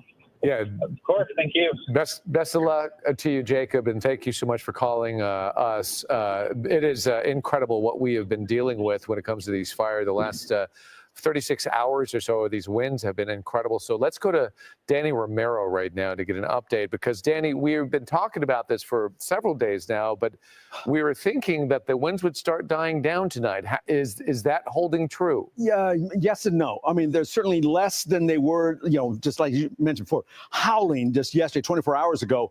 Now we're kind of down, heading towards kind of the lower end of it, but we're still seeing some of those stronger pockets. Hold on, we're gonna listen to So some now we're dispatch seeing right now. some single-digit readings. That's good to see. But here you go, Pacific Palisades, still at that 20. All right, hold on a second. We're gonna listen to some because this one is pretty hot, so that way we can listen to this. All right, let's see. Yeah, off from Task Force 1010. Can you give me the TAC channel for command?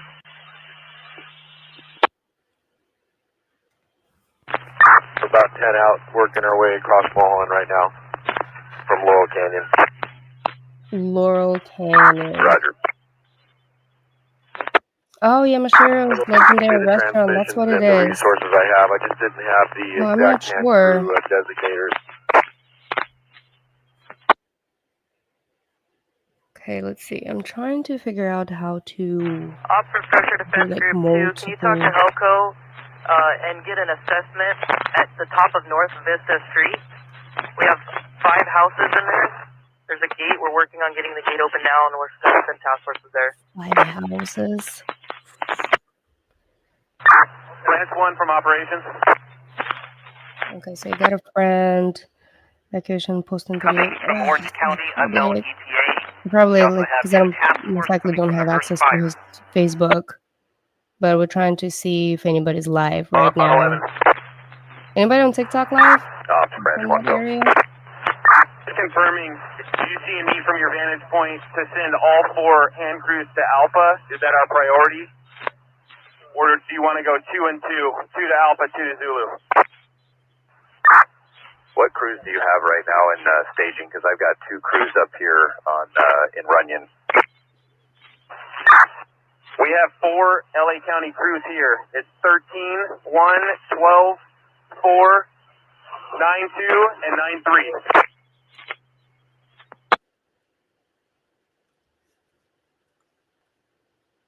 And Sunset IC, Elko, you up on LA County Underground. Okay, so let's see. 9-2 and 9-3. Yeah, they're still doing the weather. 9-3, and did you order any more? Let's listen to this for a little bit and then try to find like another thing. But they're still doing the weather over there. I'm going to put 12-4 and 13-1 into Division Alpha. I just gave them instructions on where to go. And then you can put, we'll put 9-2 and 9-3 in Division Zulu and have them report to Battalion 14 on B-Fire 22. Roger, we copy that. And they know they'll be meeting on B-Fire 22 to communicate between Alpha and Zulu. Yeah, branch 1 from structure defense group 1 when able.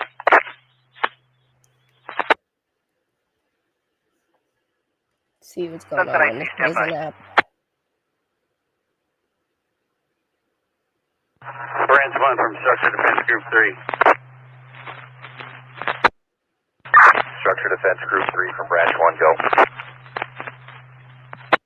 Come on, where's Hollywood? I think if you leave me engine 41 with 1015, we can cover astral and solar.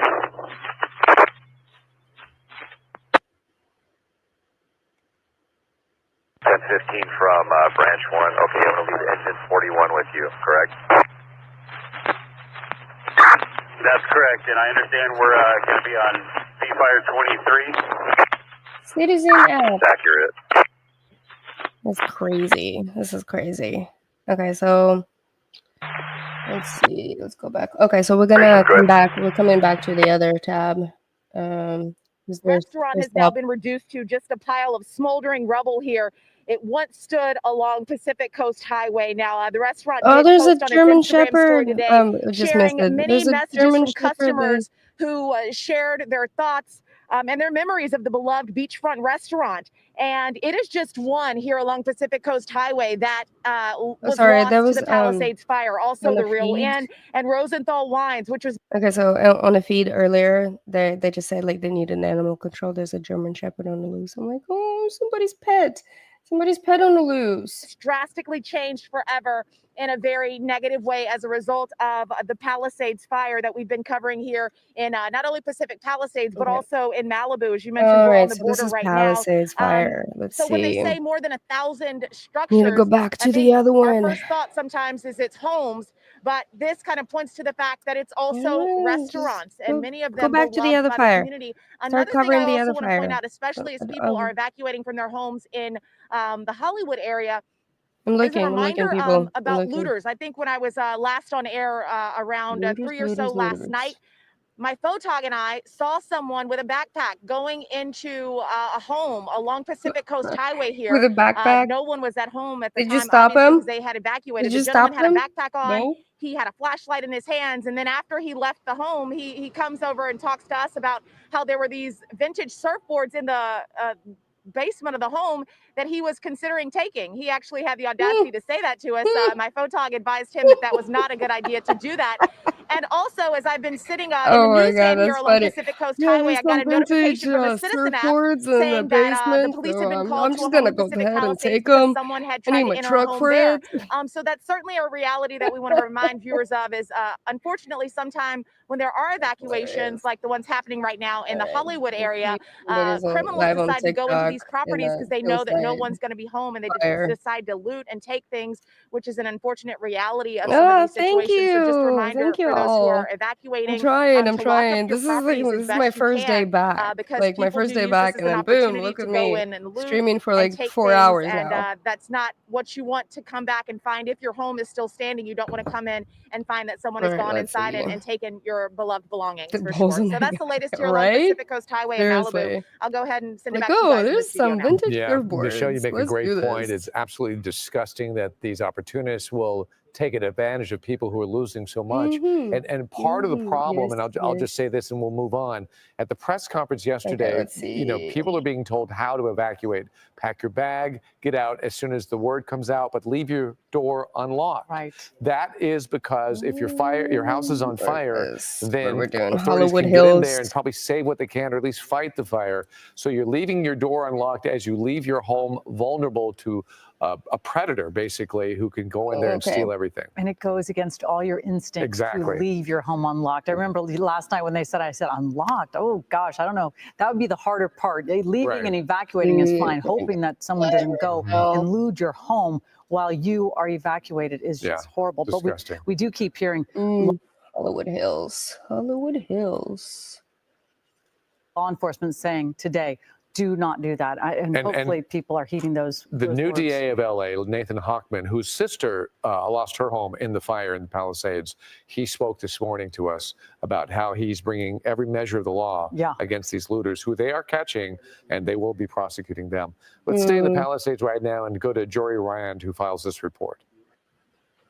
Guys, this house is still burning. We had to move a little bit to the side because there are a series of loud explosions coming from inside that Xanathon. It's a garage. I think there's a couple of Xanathon. vehicles in there. The gas tank might be exploding, but some of them have been extremely loud, and it is now fully engulfed. And you can see that while the front of the house, the garage is nothing but flame. If Sean, you pan up a little bit, you can see coming from the back there are right some now on really TikTok, but large I don't flames know. burning in the rear portion of this house. And again, the major concern is just how close this home is to the home Airbnb is offering right 1 next week door. free to. And somehow Oh, it that has is so still survived. The sweet. trees between them, Okay, they have not gone up, and let's that would add be this. catastrophe. That would be worst case Let's add scenario this as should well. those trees Okay. breaking these two houses go up in flames, because it wouldn't be long for the home that is still somehow intact after these 24 hours remains so. And down comes the eave off the front of that house. We've been waiting to see when that would happen. We could tell it was imminent. Some pieces had been falling. In fact, there's a large pile of the upper portions of this home already laying in the I driveway. found one and other another live large portion streamer, has just but come down as I'm this not home too sure. is now a total 'Cause she's loss. kind of far It's just away from the nothing but fires. flames, and we're actually curious whether the let's garage see. door itself is going to collapse. We think we saw it kind of come off of its Airbnb. frame and sit down on the driveway, and it is slowly being taken apart. And something, there it goes. Something inside of that caught, and it might have been some kind of look at gas, that. because we could hear it burning, see those flames explode, and that just did the last little job on the rest of that garage door. Call And so a 211. lot of flame Got and it. smoke now coming out of that garage. It's just intensifying as we stand here, and you look inside. It is nothing but Add flame. it. Nothing Thank you for but the flame on info. all sides of that garage, no. and that's one of the Okay, explosions we so were talking about.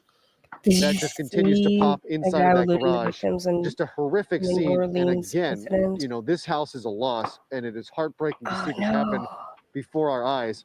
But Okay. again, there is concern, and we are focused on the house next door as well. So we've gone 24 hours since this fire decimated the Pacific Palisades community. So many homes lost. We're talking hundreds. And here you have this miracle that has stood here and fully withstood what we have seen play out here. This house is fully intact, What only happened? for tonight. There was almost nothing else burning in this town actively, except for this home right here. Is my and the risk it is internet now going down or imposing on the something? house next door, it is just I don't think so. almost too much to think about. But things Oh, I look lost good. the We've been stream. watching the eaves, What? and they look like I they're lost the intact. stream? Sparks and embers have been brushing up against the home, and nothing has caught as of yet. There you can see it just pushing, the force of the fires just pushing these flames, these embers right toward that home. We had a good wind for a little bit, blowing kind of west to east away from that home, and at times it shifts and goes the other way and pushes it directly into that home there. And so it's just a waiting game at this point, hoping this fire dies down enough.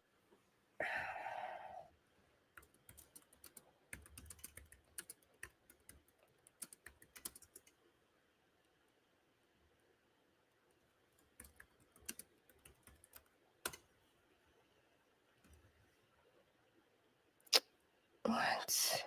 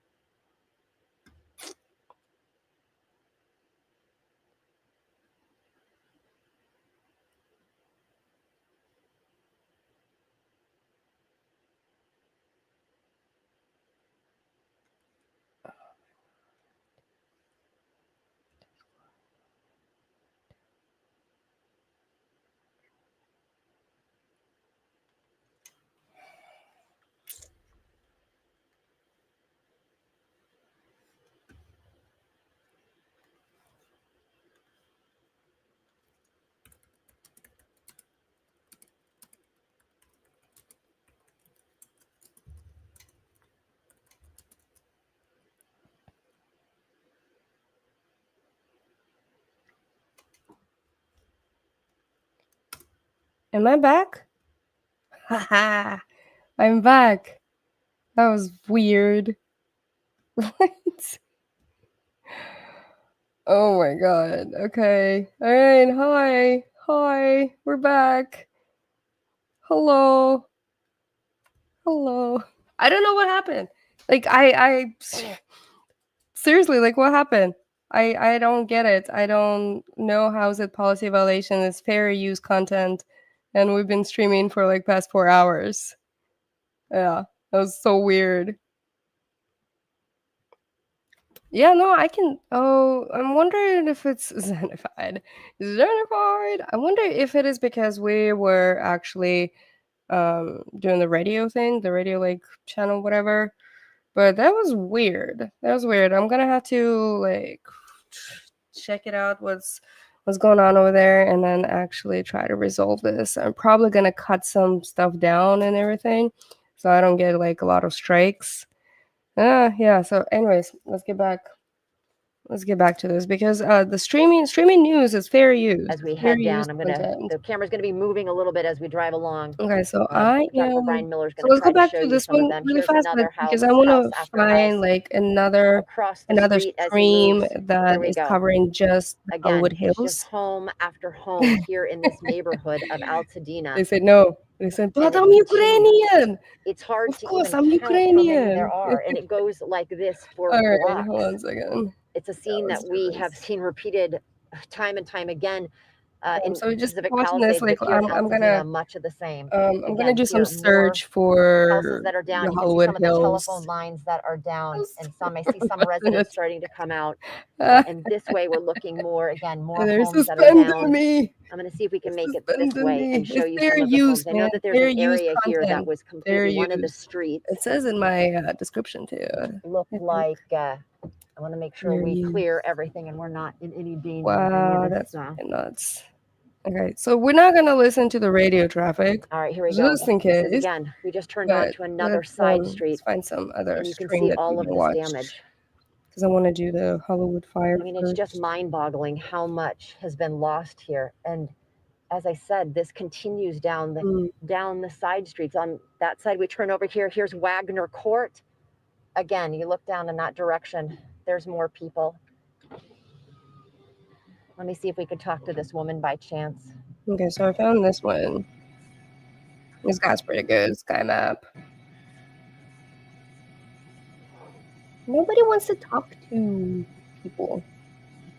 Oh no, I had like this other stuff on the background. It's like, oh, let me talk to you really fast, really quickly. Like nobody wants to talk to the journalist. What'd you say, Lucas? Xanax. It's spreading, right? Yeah. How do they like me? How do they like me? How do they like me? How do they like me? Yep. What's up? What's up? What's I up? see that. Okay, so okay.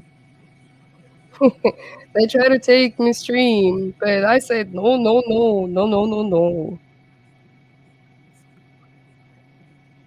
Okay, let's watch this for now until I find something else, and we'll get some updates. Oof. Look at that. Look at that flare up. Where's that? Where are you looking? Oh wow, that's oh on my the god, it's expanded drastically. Sorry. This is nuts. Push the red button. Man, that looks like it's getting closer to the 405, huh? I usually use broadcastify for the scanners. Wow. That's what I used. That's what I used. And then for some reason, just like, "Oof, no, you're not allowed to use that." Okay. I'm sorry. We're just not going to do it. Not going to do it. They did say that.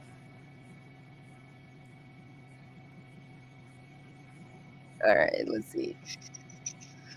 Find something more information. Okay.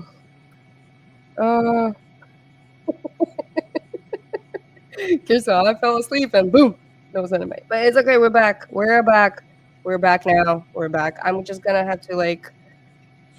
Oops, they died again. What? Am I? What? Okay. All right. So check this out. Oh my god. Okay.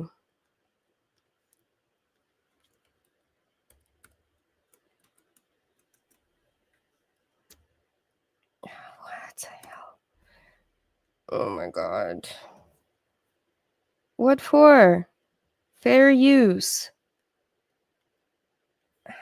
Trolls.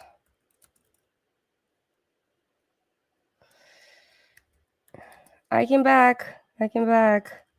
Okay. Ooh, look at me. I'm back again. Because there's no violations. Okay, so let's do this. It's a Squid Game Season 3.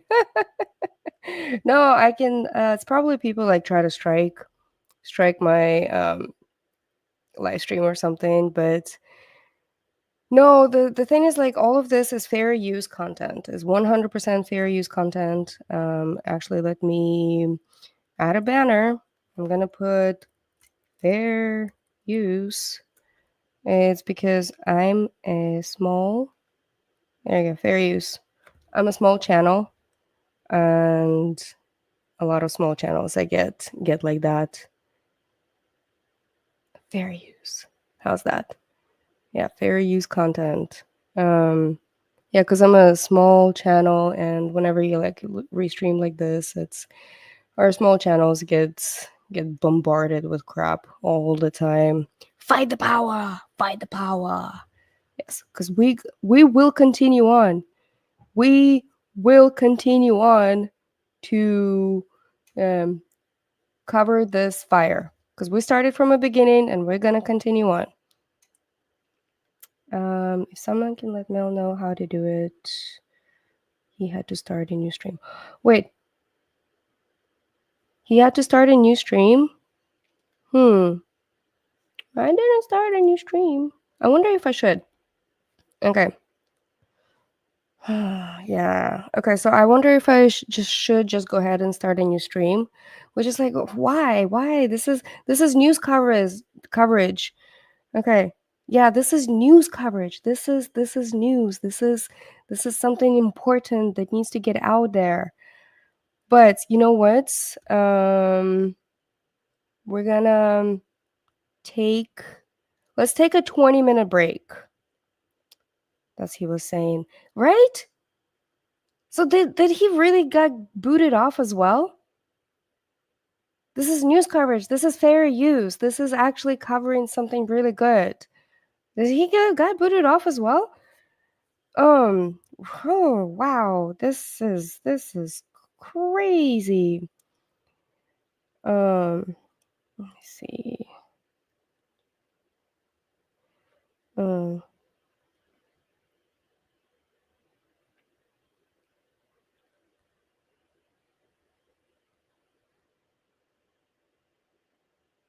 Okay, so yeah, I'm gonna start smarter, not harder. Okay, yeah. Okay, so I'm getting some stuff down over here. All right, so check this out. Oh, that is crazy. Okay, so check this out. I am gonna take a break. I'm gonna take a let's take a 20-minute break. It was a country frog and his tadpoles. Okay, so let's take a 20-minute break.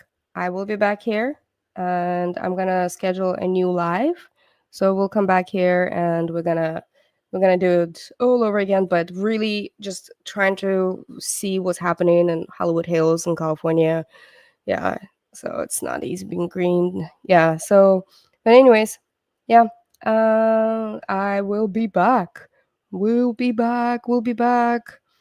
Okay, so we're just gonna leave this one to a 20-minute break, and I'll come back at 8 p.m., which is Pacific Standard Time. So that way, okay, so that way we can do this again and actually see what's happening, because this is crazy. I'm gonna do some research, see if I can figure out some other things to play or something as well for you guys, so that way you can have a really good content, really good coverage, because this is important. It's fair use, and I can't believe YouTube is kicking us off right now but covering something extremely important. All right, so let's do this. Your friendly neighborhood emergency manager, Zaname, is out. Peace.